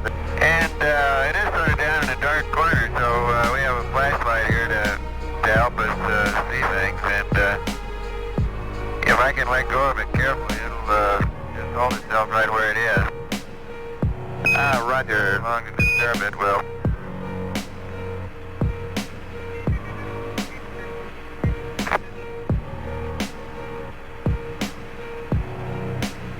Apollo 11, Houston, that's a pretty good demonstration. You started out really stable there, Mike. It's, well,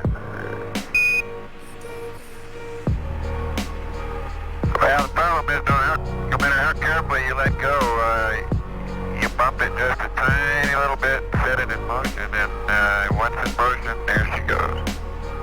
I bet you've seen pictures of the astronauts up in the space station, and they're floating around as if there's no gravity at all. And this is actually a really interesting misconception about what's going on with the astronauts. So it's not that they're weightless because they're in space and far away from the Earth. They're actually close enough to the Earth to feel the gravitational pull of the Earth itself. So what's going on? Why are they floating around? Well, this is what an orbit really is. We have to get spacecraft going very, very fast to put them into orbit. That's why we put them on rockets. Rockets launch spacecraft and get them going very, very fast. And if you're in orbit where the space station is, you're traveling at about 17,000 miles an hour. Now, what happens to those astronauts is that they're going very, very fast, but they're actually freely falling towards the Earth. The Earth has gravity, and that gravity is pulling them down, just the same as what would happen as if you dropped a ball. If you dropped a ball, it would fall to the floor. The same thing is happening to the astronauts. They are falling towards the surface of the Earth. They keep missing the Earth as they fall. And that's the definition of an orbit. That's what an orbit is. And that's why you need a rocket to get into orbit. You need to get yourself going so fast that as you fall back towards Earth, you keep missing it. So the astronauts are not weightless because there's no gravity in space. The astronauts are falling the same way a skydiver is falling freely through space. It's just that they're going so fast, they keep missing the Earth. They are all the time falling towards the Earth, going fast enough that they keep missing it. Everything that's in orbit around anything else is doing the same thing. See things, and if I can let go of it carefully, it'll just hold itself right where it is. Free fall to the moon. Spinning ball cartoon. I hope you guys get the point I'm trying to make. I see an inconsistency here. And it's a real one. When they are orbiting the Earth on Apollo 11 before they go to the moon,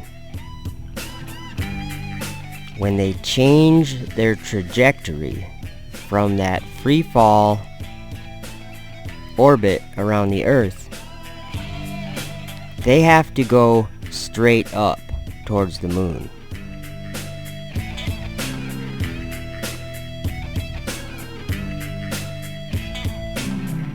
So how do they free fall straight up? I have a lot better explanation, and I've been trying to explain it. I think of the Tower of Babel, and I think of Jasher 9. When they got to the top of the tower, they shot arrows and spears up at heaven to try to kill God. And what did God do? He sent the arrows down covered in blood to cause the wicked people to err. So I see that happening in 2019 right now in front of my face. I see idols being put up in God's tabernacle, in God's temple, and defiling it. And I'm trying to open your eyes.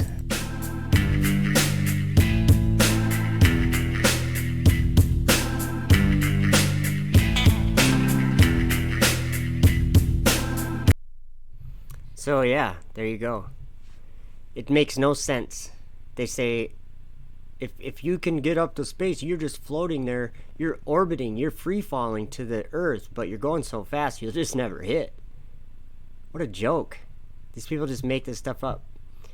Uh-oh, we got problem in the chat or no? Smokey McSmokes 420. I don't know what that's all about. So Another video is, where is it?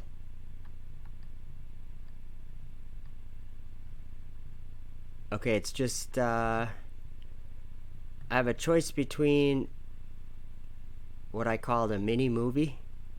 Let's watch that. It's like 40 minutes long, but let's watch it.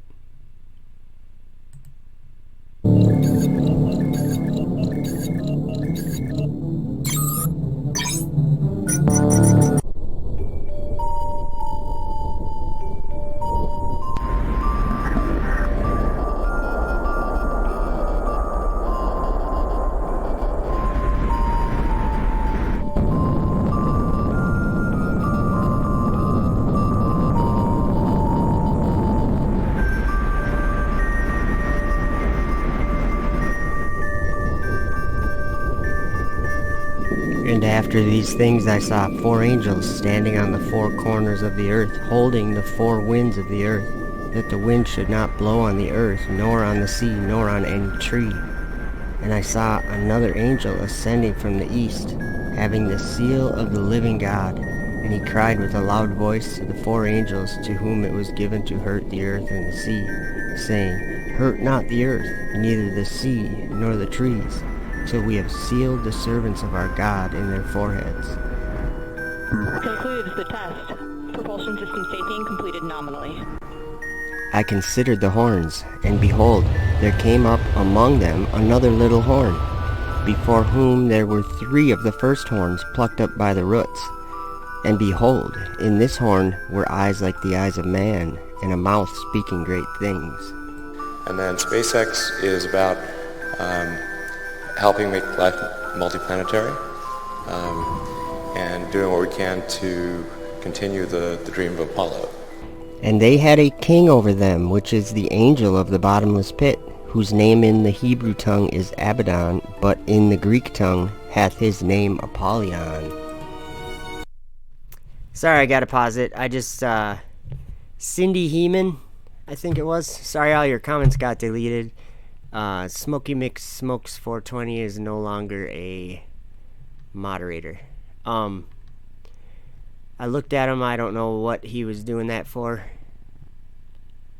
If you can tell me, Smokey Mix Smokes, I'd appreciate it. Sorry, Cindy. Alright, we're back to the video.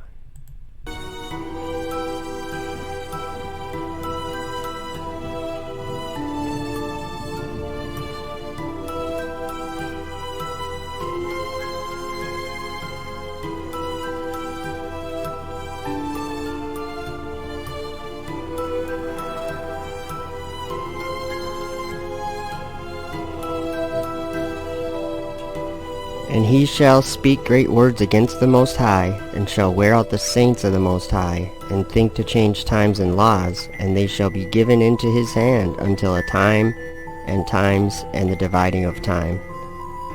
But the judgment shall sit, and they shall take away his dominion, to consume and to destroy it unto the end.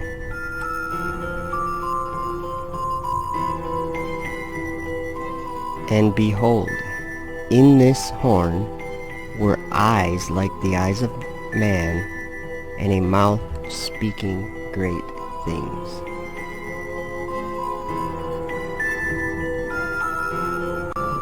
But the saints of the Most High shall take the kingdom and possess the kingdom forever, even forever and ever.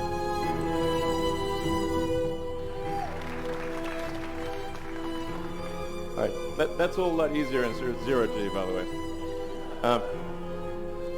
So there you have it. So Dragon version 2, capable of carrying up to 7 astronauts, propulsively landing almost anywhere in the world, and something that's designed, as I said, to be fully reusable, so you can fly this multiple times, allowing for potential dramatic reduction in the cost of access to space. Thank you.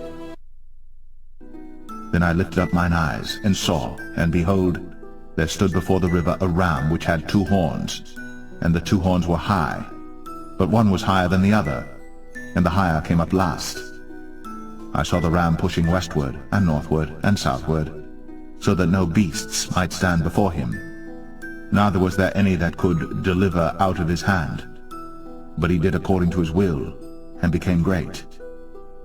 And as I was considering, behold, an he-goat came from the west on the face of the whole earth, and touched not the ground.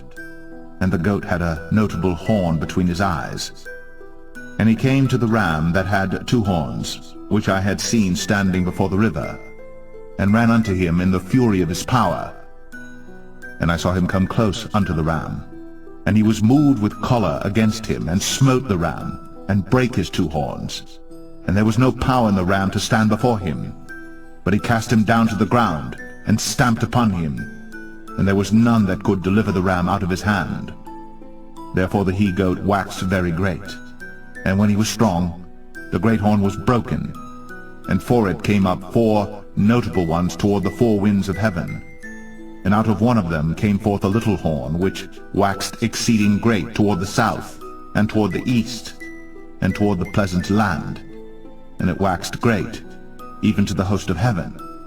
And it cast down some of the host and of the stars to the ground, and stamped upon them.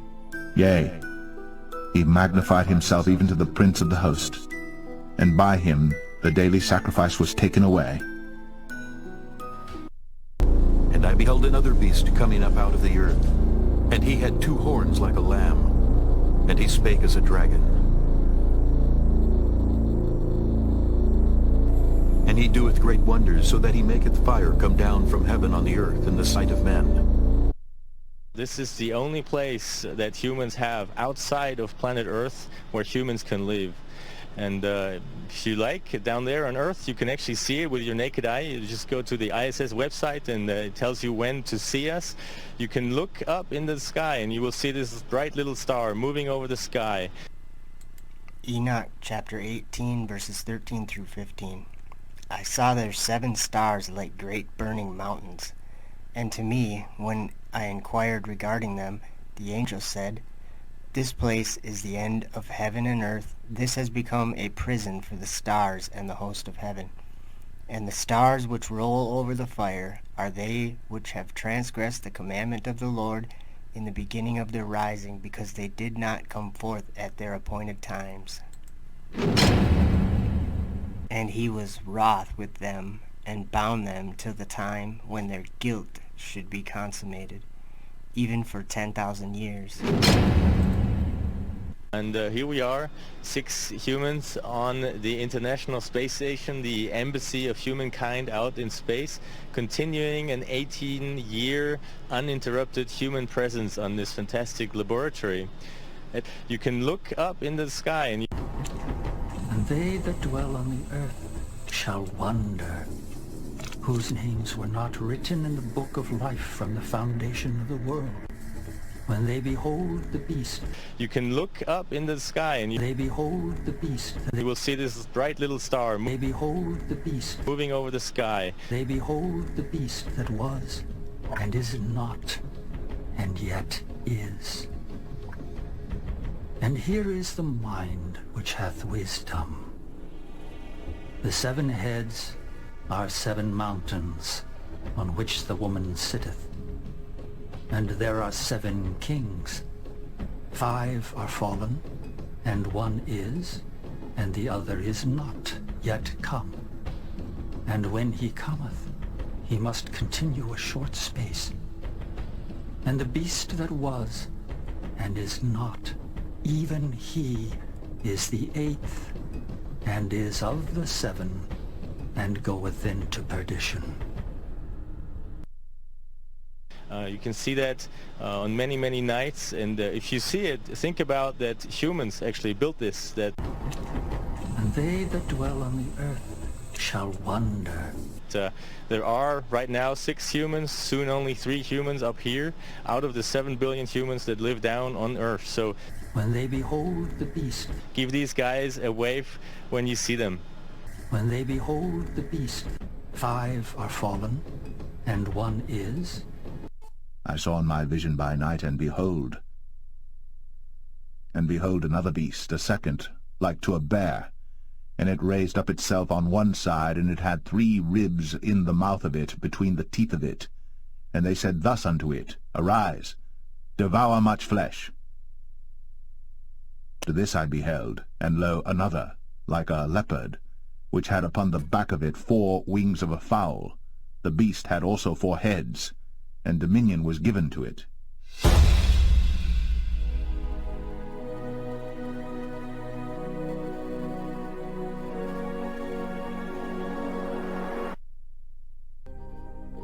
In the 50th year, in the 7th month, on the 14th day of the month of the life of Enoch, in that parable I saw how the heaven of heavens was shaken violently, and the host of the Most High and the angels, 1,000 thousands and 10,000 times 10,000, were extremely disturbed. And then I saw the head of days sitting on the throne of his glory, and the angels and righteous were sitting around him. And a great trembling seized me, and fear took hold of me, and my loins collapsed and gave way, and my whole being melted, and I fell upon my face. And the holy Michael sent another holy angel, one of the holy angels, and he raised me. And when he raised me, my spirit returned, for I had been unable to endure the sight of that host, and the disturbance, and the shaking of heaven. And the holy Michael said to me, What sight has disturbed you like this? Until today has the day of his mercy lasted, and he has been merciful and long-suffering towards those who dwell upon the dry ground. And in those days the angels will gather together, and will throw themselves towards the east. Upon the Parthians and Medes they will stir up the kings, so that a disturbing spirit will come upon them, and they will drive them from their thrones, and they will come out like lions from their lairs, and like hungry wolves in the middle of their flocks. And they will go up and trample on the land of my chosen ones. And they will go up and trample on the land of my chosen ones. And they will go up and trample on the land of my chosen ones. And the land of my chosen ones will become before them a tramping ground and a beaten track. Tramping ground and a beaten track. But the city of my righteous ones will be a hindrance to their horses, and they will stir up slaughter amongst themselves, and their own right hand will be strong against them. And a man will not admit to knowing his neighbor, or his brother, nor a son his father, or his mother, until, through their death, there are corpses enough, and their punishment it will not be in vain. And in those days Sheol will open its mouth, and they will sink into it, and their destruction. Sheol will swallow up the sinners in front of the faces of the chosen. Raging waves of the sea, foaming out their own shame, wandering stars, to whom is reserved the blackness of darkness forever. For if God spared not the angels that sinned, but cast them down to hell, and delivered them into chains of darkness to be reserved unto judgment, and spared not the old world, but saved Noah, the 8th person, a preacher of righteousness, bringing in the flood upon the world of the ungodly, and turning the cities of Sodom and Gomorrah into ashes, condemned them with an overthrow, making them an ensample unto those that after should live ungodly. And these are wells without water, clouds that are carried with a tempest, to whom the mist of darkness is reserved forever.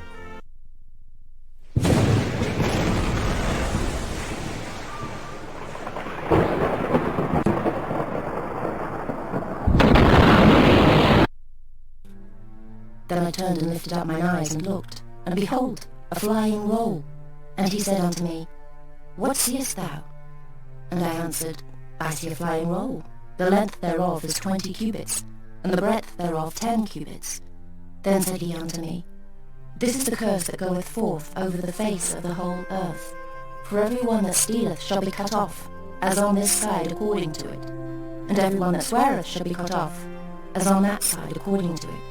I will bring it forth, saith the Lord of hosts, and it shall enter into the house of the thief, and into the house of him that sweareth falsely by my name.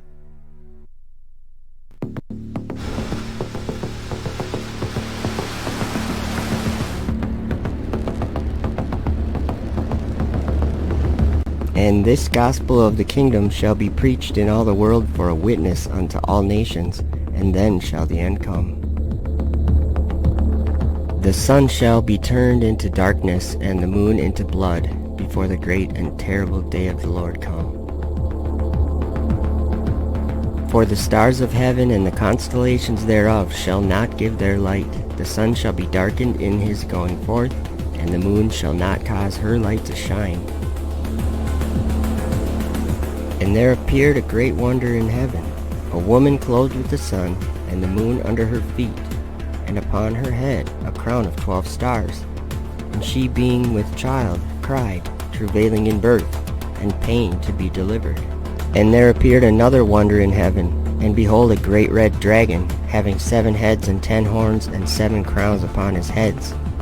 And his tail drew the 3rd part of the stars of heaven, and did cast them to the earth. And the dragon stood before the woman which was ready to be delivered, for to devour her child as soon as it was born. And he opened his mouth in blasphemy against God, to blaspheme his name and his tabernacle, and them that dwell in heaven. And they worshipped the dragon, which gave power unto the beast. And they worshipped the beast, saying, Who is like unto the beast? Who is able to make war with him? My face will I turn also from them, and they shall pollute my secret place. For the robbers shall enter into it and defile it. As for the beauty of his ornament, he set it in majesty. But they made the images of their abominations and of their detestable things therein. Therefore have I set it far from them.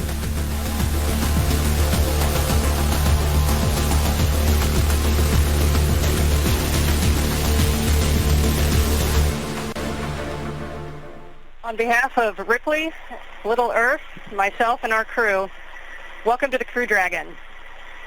Congratulations to all of the teams who made yesterday's launch and today's docking a success. These amazing feats show us not how easy our mission is, but how capable we are of doing hard things.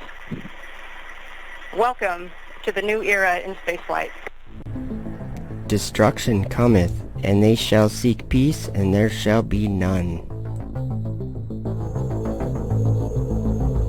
And the Lord said unto him, Go through the midst of the city, through the midst of Jerusalem, and set a mark upon the foreheads of the men that sigh and that cry, for all the abominations that be done in the midst thereof. And it waxed great even to the host of heaven, and it cast down some of the host and of the stars to the ground, and stamped upon them. Yea, he magnified himself even to the prince of the host, and by him the daily sacrifice was taken away, and the place of his sanctuary was cast down. And an host was given him against the daily sacrifice by reason of transgression, and it cast down the truth to the ground, and it practiced and prospered. Then I heard one saint speaking, and another saint said unto that certain saint which spake, How long shall be the vision concerning the daily sacrifice, and the transgression of desolation, to give both the sanctuary and the host to be trodden under foot? And he said unto me, Unto 2,300 days, then shall the sanctuary be cleansed. O thou that dwellest upon many waters, abundant in treasures, thine end is come, and the measure of thy covetousness. The Lord of hosts hath sworn by himself, saying, Surely I will fill thee with men as with caterpillars, and they shall lift up a shout against thee. My people, go ye out of the midst of her, and deliver ye every man his soul from the fierce anger of the Lord. And when the dragon saw that he was cast unto the earth, he persecuted the woman which brought forth the man-child. And I beheld another beast coming up out of the earth, and he had 2 horns like a lamb, and he spake as a dragon. And he exerciseth all the power of the first beast before him, and causeth the earth and them which dwell therein to worship the first beast, whose deadly wound was healed. And there was war in heaven. Michael and his angels fought against the dragon, and the dragon fought and his angels, and prevailed not, neither was their place found any more in heaven. And the great dragon was cast out, that old serpent called the devil and Satan, which deceiveth the whole world. He was cast out into the earth, and his angels were cast out with him. And all that dwell upon the earth shall worship him, whose names are not written in the book of life of the Lamb slain from the foundation of the world.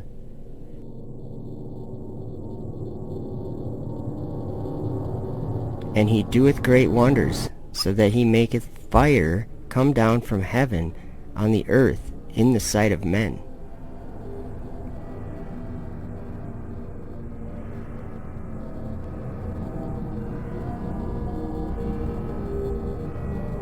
And he doeth great wonders, so that he maketh fire come down from heaven on the earth in the sight of men.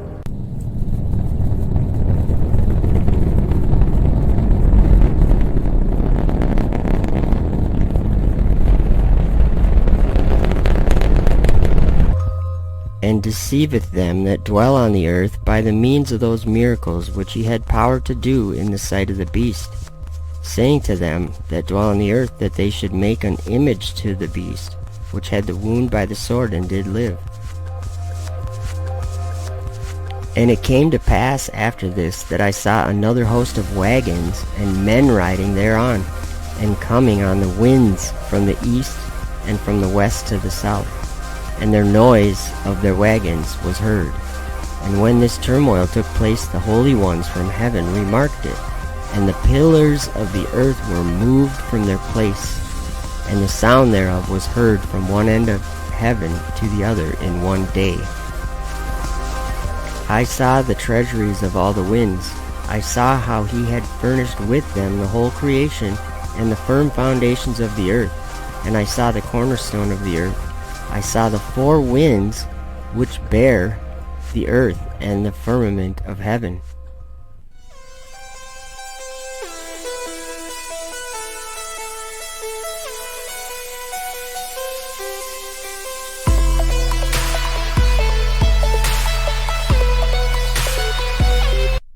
Go ye into all the world, and preach the gospel to every creature.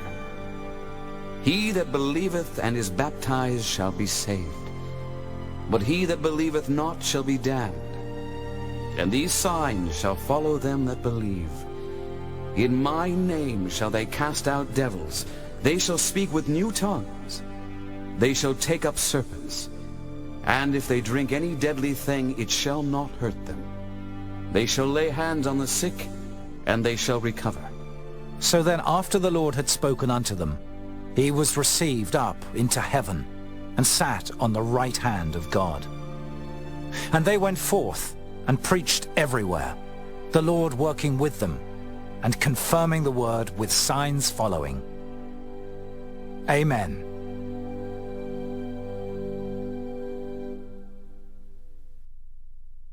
As for the beauty of his ornament, he set it in majesty, but they made the images of their abominations and of their detestable things therein. Therefore have I set it far from them, and I will give it into the hands of the strangers for a prey, and to the wicked of the earth for a spoil, and they shall pollute it, and they shall pollute it. My face will I turn also from them, and they shall pollute my secret place, for the robbers shall enter into it and defile it. Make a chain, for the land is full of bloody crimes, and the city is full of violence. Wherefore I will bring the worst of the heathen, and they shall possess their houses. I will also make the pomp of the strong to cease, and their holy places shall be defiled. Destruction cometh, and they shall seek peace, and there shall be none. He bowed the heavens also, and came down, and darkness was under his feet. And he rode upon a cherub, and did fly. Yea, he did fly upon the wings of the wind. He made darkness his secret place. He made darkness his secret place. His pavilion, round about him were dark waters, and thick clouds of the skies. My face will I turn also from them, and they shall pollute my secret place, for the robbers shall enter into it. Verily, verily, I say unto you, he that entereth not by the door into the sheepfold, but climbeth up some other way, the same is a thief and a robber. and they shall pollute my secret place, for the robbers shall enter into it and defile it. But he that entereth in by the door is the shepherd of the sheep. To him the porter openeth, and the sheep hear his voice, and he calleth his own sheep by name, and leadeth them out. And when he putteth forth his own sheep, he goeth before them, and the sheep follow him, for they know his voice. And a stranger will they not follow, but will flee from him, for they know not the voice of strangers. This parable spake Jesus unto them. But they understood not what things they were which he spake unto them. Then said Jesus unto them again, Verily, verily, I say unto you, I am the door of the sheep. All that ever came before me are thieves and robbers, but the sheep did not hear them. I am the door. By me, if any man enter in, he shall be saved, and shall go in and out and find pasture.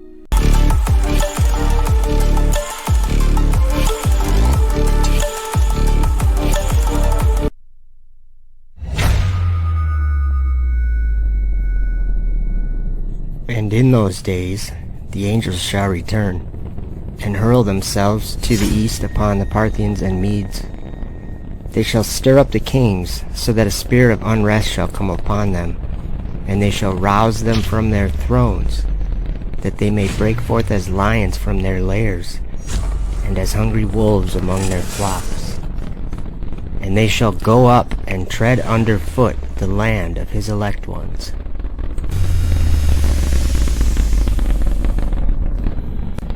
And it came to pass after this, that I saw another host of wagons, and men riding thereon, and coming on the winds from the east, and from the west to the south. And the noise of their wagons was heard. And when this turmoil took place, the holy ones from heaven remarked it, and the pillars of the earth were moved from their place, and the sound thereof was heard from one end of heaven to the other in one day. Howbeit, when he, the Spirit of truth, is come, he will guide you into all truth. For he shall not speak of himself, but whatsoever he shall hear, that shall he speak, and he will show you things to come. He shall glorify me, for he shall receive of mine, and shall show it unto you. You'd made some money from the sale of PayPal. You decided to build a space company. Why on earth would someone do that? For thou hast said in thine heart, I will ascend into heaven. I will exalt my throne above the stars of God. The goal of SpaceX is to try to advance rocket technology, and in particular to try to crack a problem that I think is vital for humanity to become a spacefaring civilization. I will ascend above the heights of the clouds. I will be like the Most High. Which is to have a rapidly and fully reusable rocket. And he doeth great wonders, so that he maketh fire come down from heaven on the earth in the sight of men, and deceiveth them that dwell on the earth by the means of those miracles which he had power to do in the sight of the beast. What are the things that need to happen in order for the future to be an exciting and inspiring one? And I really think there's a fundamental difference if you sort of look into the future between a humanity that is a spacefaring civilization that's out there exploring the stars on multiple planets. And I think that's really exciting, and compared with one where we are forever confined to Earth until at some eventual extinction event. Let no man deceive you by any means, for that day shall not come, except there come a falling away first, and that man of sin be revealed, the son of perdition, who opposeth and exalteth himself above all that is called God, or that is worshipped, so that he as God sitteth in the temple of God, showing himself that he is God. But the big innovation is still ahead, and you're working on it now. Tell us about this. It's important that the rocket stages be able to come back, to be able to return to the launch site and be ready to launch again within a matter of hours. Even him whose coming is after the working of Satan, with all power and signs and lying wonders, and with all deceivableness of unrighteousness in them that perish, because they received not the love of the truth, that they might be saved. Wow. Yeah. Reusable rocket. Yes. I guess paves the way for your dream to actually at some point, take humanity to Mars at scale. SpaceX or some combination of companies and governments need to make progress in the direction of making life multiplanetary, of establishing a base on another planet, on Mars being the only realistic option, and then building that base up until we're a true multi-planet species. And there was given unto him a mouth speaking great things and blasphemies, and power was given unto him to continue 42 months. And he opened his mouth in blasphemy against God, to blaspheme his name, and his tabernacle, and them that dwell in heaven. In April 2016, SpaceX announced that they are planning to send a mission to Mars, potentially as soon as 2018. This mission, known as Red Dragon, would be privately funded, receive support and guidance from NASA. And there appeared another wonder in heaven. And behold, a great red dragon, having 7 heads and 10 horns, and 7 crowns upon his heads. Meet the Dragon 2, a capsule currently being developed by SpaceX as the successor to their original Dragon capsule, which has been supplying the International Space Station since 2012. And I beheld another beast coming up out of the earth, and he had 2 horns like a lamb, and he spake as a dragon. How have you done this? These projects are so... These PayPal, SolarCity, Tesla, SpaceX, they're so spectacularly different. They're such ambitious projects at scale. How on earth has one person been able to innovate in this way? What is it about you? Almost no one can do that. And his power shall be mighty, but not by his own power. And he shall destroy wonderfully, and shall prosper and practice, and shall destroy the mighty and the holy people. Elon Musk, I wish we had all day, but thank you so much for coming today. Thank you.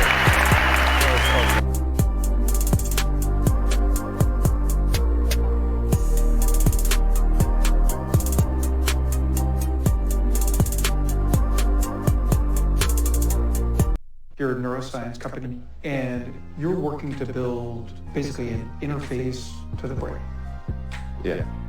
Electrode to neuron interface at a micro level is obvious. Micro level. Okay, what is it? Like a plug in the head that's going to fit into a hard drive? Like, how does that work? Yeah. A chip and a bunch of tiny wires. Micro level. Yeah. This would be implanted surgically? It's obvious. Yeah. A chip and a bunch of tiny wires. And it would do what? Could you input? Could you download Jim? Yeah. It's obvious. A chip and a bunch of tiny wires. Mm-hmm. Yeah. Yeah. A chip and a bunch of tiny wires. Okay, so this is very esoteric. Yeah, when will I be able to get the interface implant? Micro level. When will I be able to get the interface implant? Like children in a playground. A chip and a bunch of tiny wires. Basically an effort for man to merge with machine in a healthy way. Yes. It's obvious.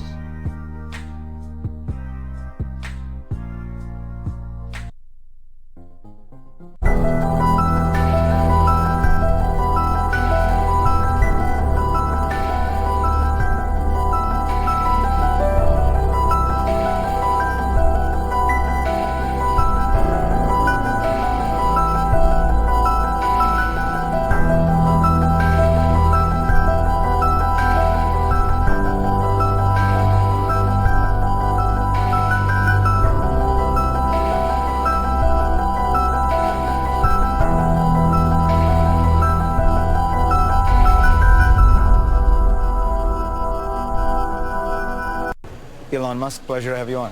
Thanks for having me. So this is the Dragon that goes up into space and is going to go up on Monday, correct? Yeah, that's our Dragon spacecraft, or version 1, which is capable of taking cargo to and from the space station, including biological cargo like fish and mice and that kind of thing. So when do human beings start going up in it, do you think? So we expect to complete version 2 of Dragon, which will have astronaut transport capability in about 2 years. And most of what you do now is send satellites up into space, right? That's how you pay the bills. Exactly. But you want to do something much more ambitious with SpaceX. Yeah, I mean, the long-term aspiration is to develop the technologies necessary to transport a large number of people and cargo to Mars in order to create a self-sustaining civilization there. In order to create a create a self-sustaining civilization there. And that's really why I started the company, was because it seemed as though... To create the possibility for life on other planets. To create the possibility for life on other planets. To create the possibility for life on other planets. Yeah, exactly.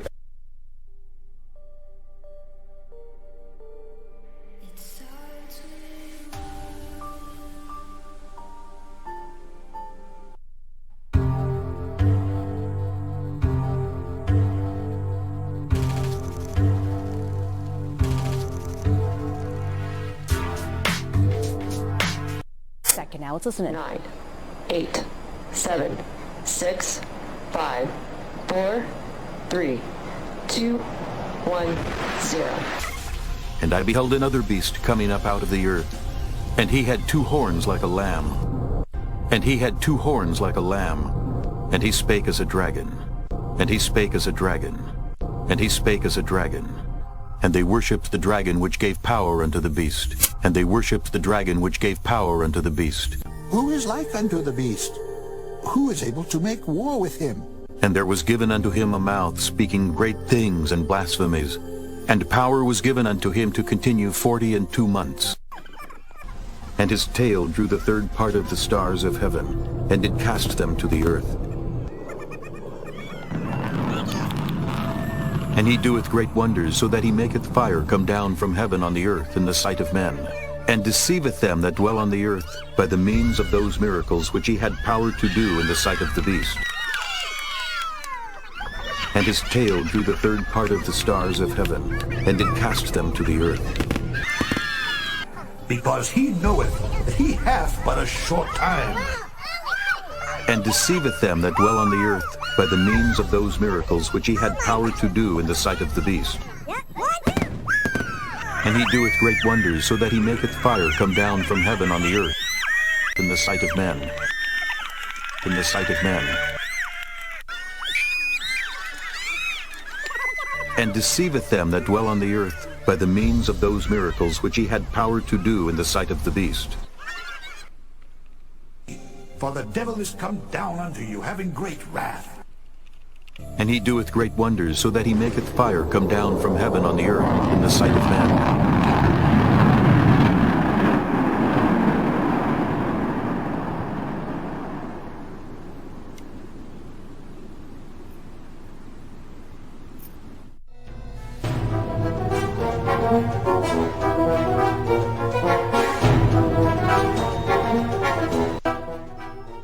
And they worshipped the beast, saying, Who is like unto the beast?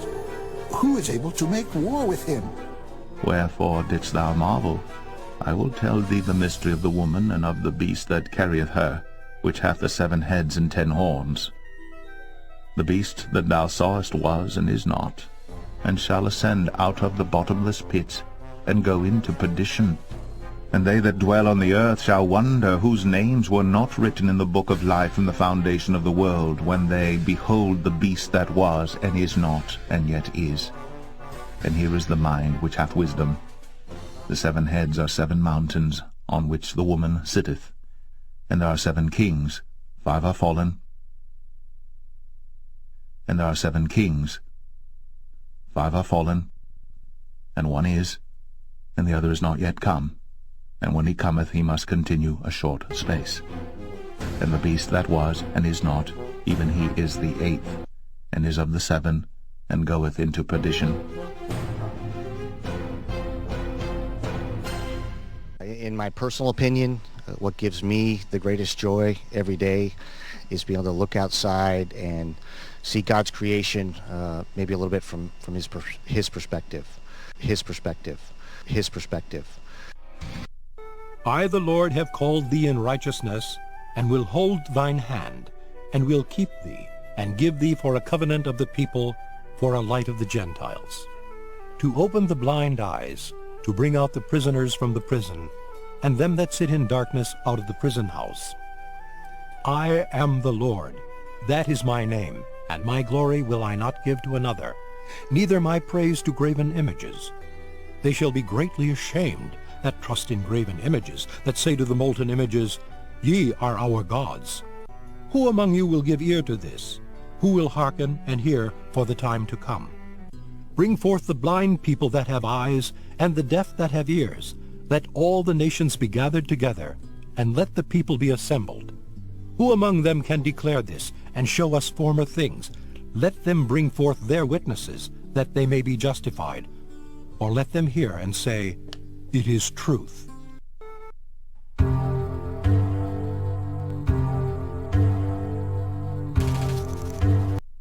Alright, that's pretty much the end of that video, but I got one that I haven't played for a while. It's an older video on my channel that I made a couple years ago.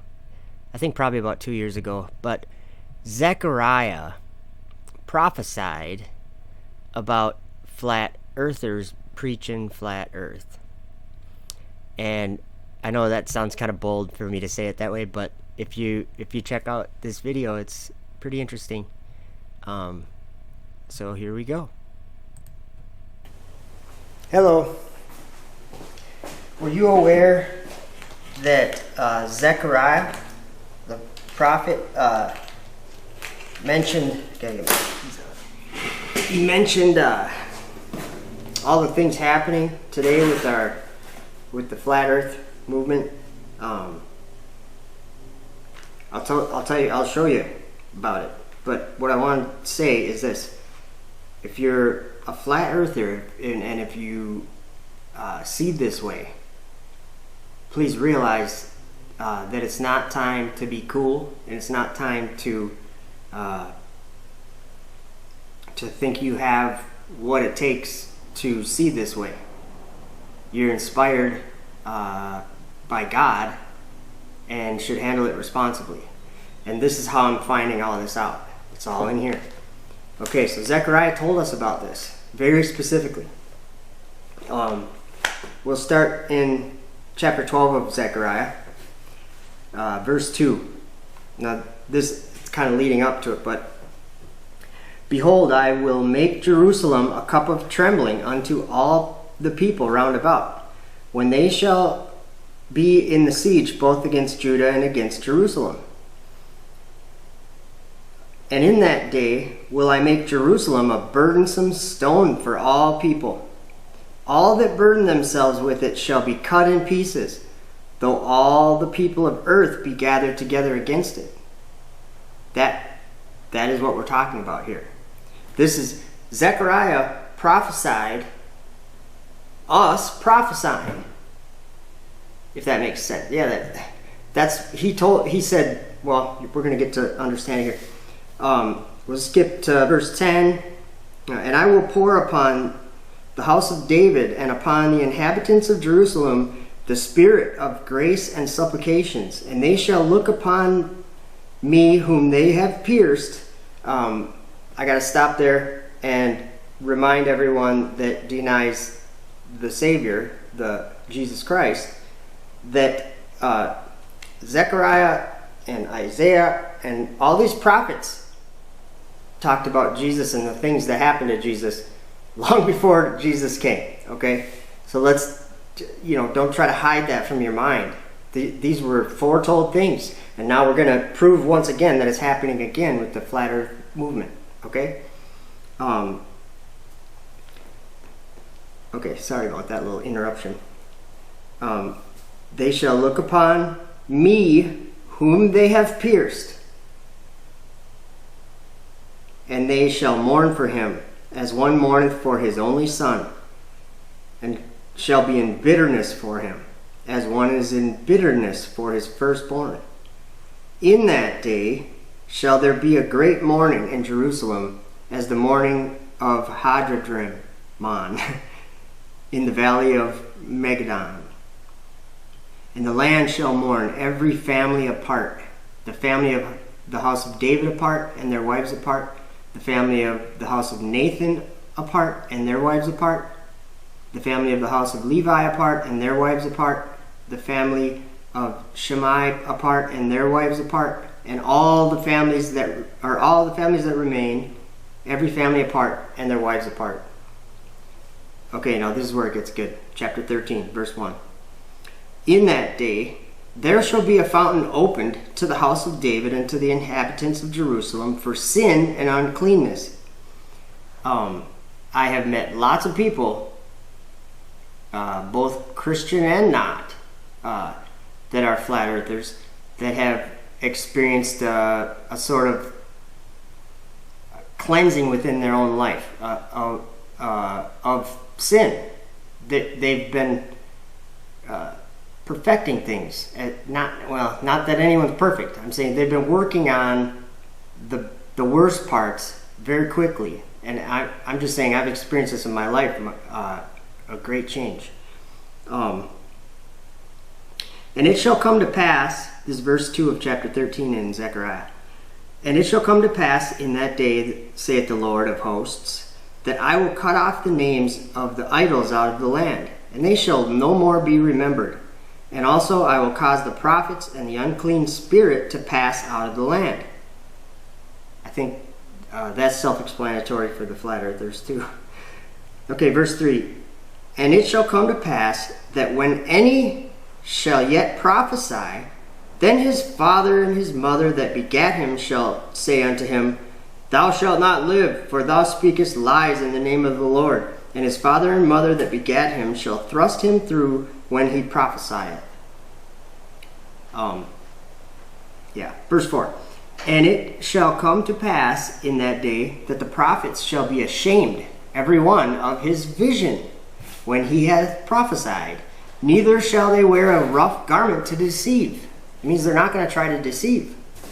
But he shall say, I am no prophet, I am an husbandman, for man taught me to keep cattle from my youth. And one shall say unto him, What are these wounds in thine hands? There's another reference to the coming Savior. Okay, what are these wounds in thine hands? Then he shall answer, Those with which I was wounded in the house of my friends. Okay, anybody that is a flat earther has been hurt in the house of their friends. I guarantee it. Okay. And there's all sorts of different scales and all sorts of different things related to that. But the point that I want to make is one that maybe people haven't thought of before much. But in Isaiah, I have to go back there. I just did a video about it. But Isaiah, it says in chapter 42, verse 6, it says, I, the Lord, have called thee in righteousness, and will hold thine hand, and will keep thee, and will give thee for a covenant of the people, for a light of the Gentiles. That's something very similar to what God himself did when he manifested, and we pierced him, okay? And it's just very similar. I'll just point that out. Okay.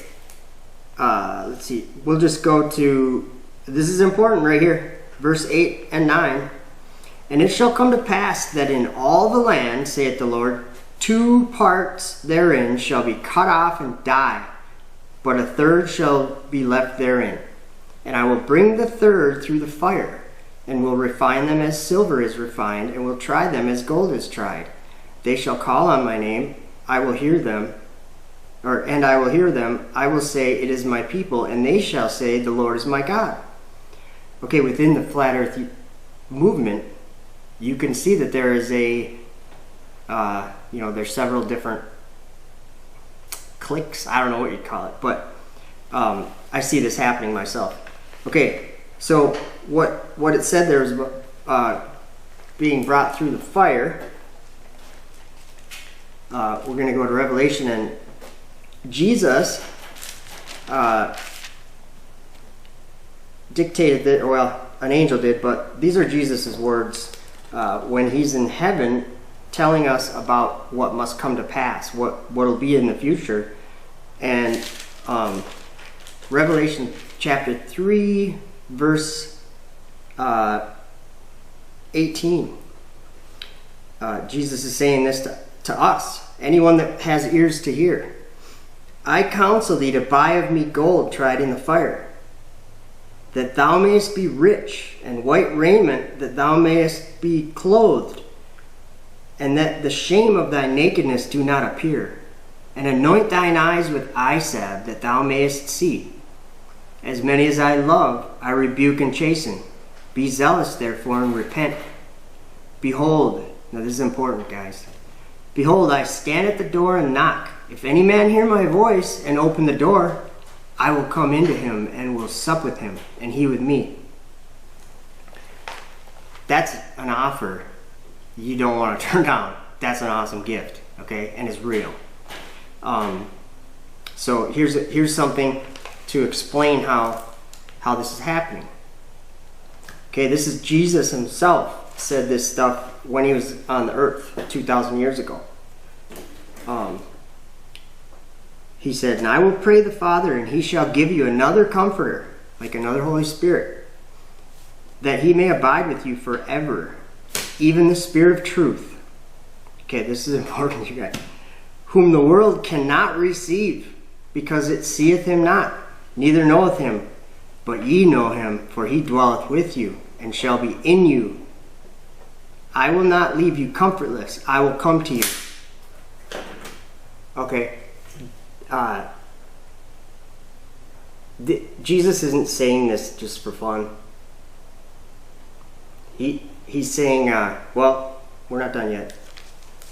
Okay. He said in John 16, verse 13, Jesus said, howbeit when he, the Spirit of truth, is come, he will guide you into all truth. He shall not speak of himself, but whatsoever he shall hear, that shall he speak.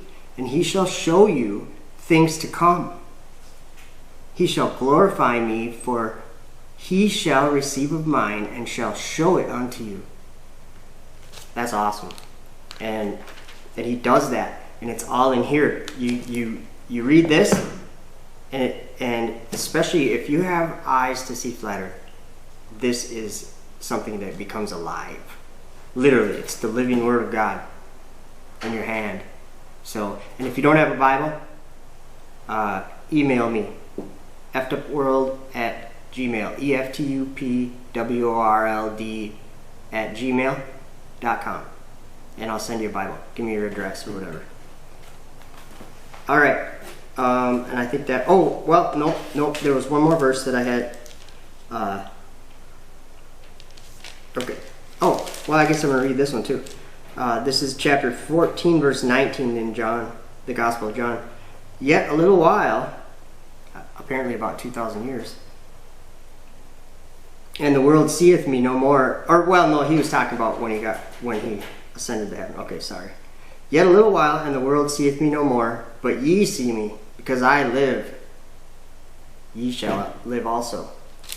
And then, okay, this is for the flat earthers who are maybe not understanding that they're inspired by Jesus Christ, the Spirit of God. Okay, verse 20 in chapter 13.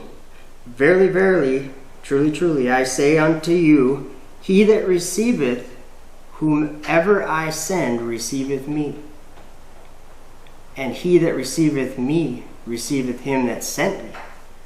So, receive Jesus.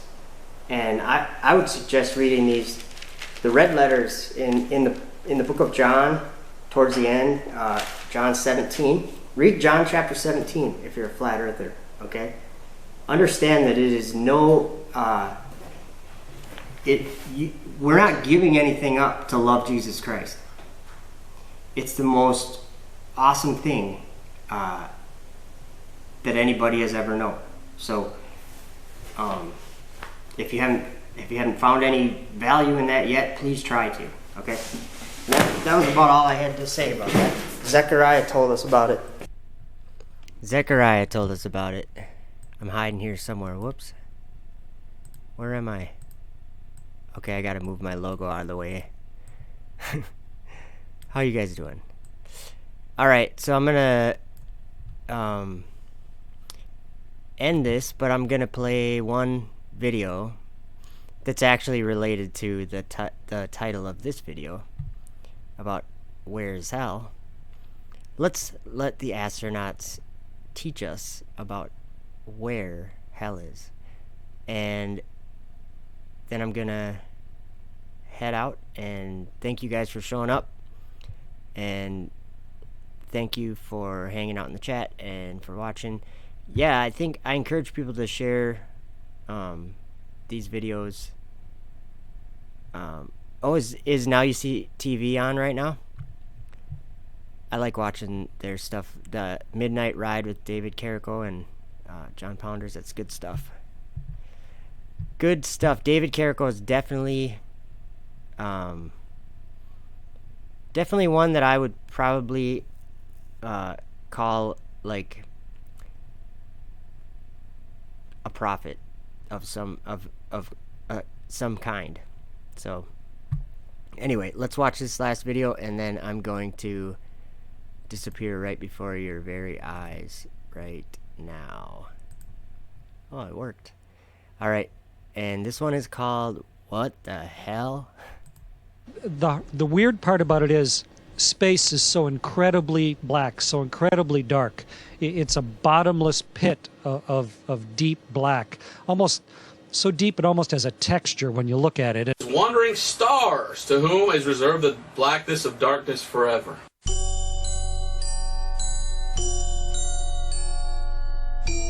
Whom is reserved the blackness of darkness forever.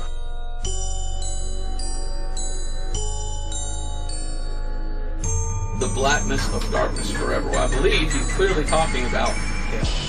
Because in the Bible, there's a place where there's darkness forever.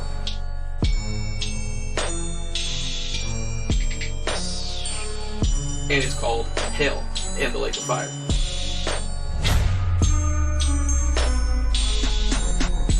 When you come in from a spacewalk, you're surrounded by the emptiness of space. It's sort of like the opposite of air. There's nothing there at all. When you quickly repressurize the hatch and you open up the hatch and you smell, what is that lingering smell from a place that used to be exposed to space? The smell in there is a little bit like that trace of a smell of gunpowder or burnt steak, or sort of like brimstone, like a witch has just been there. Brimstone, sort of that metallic gunpowder fired smell.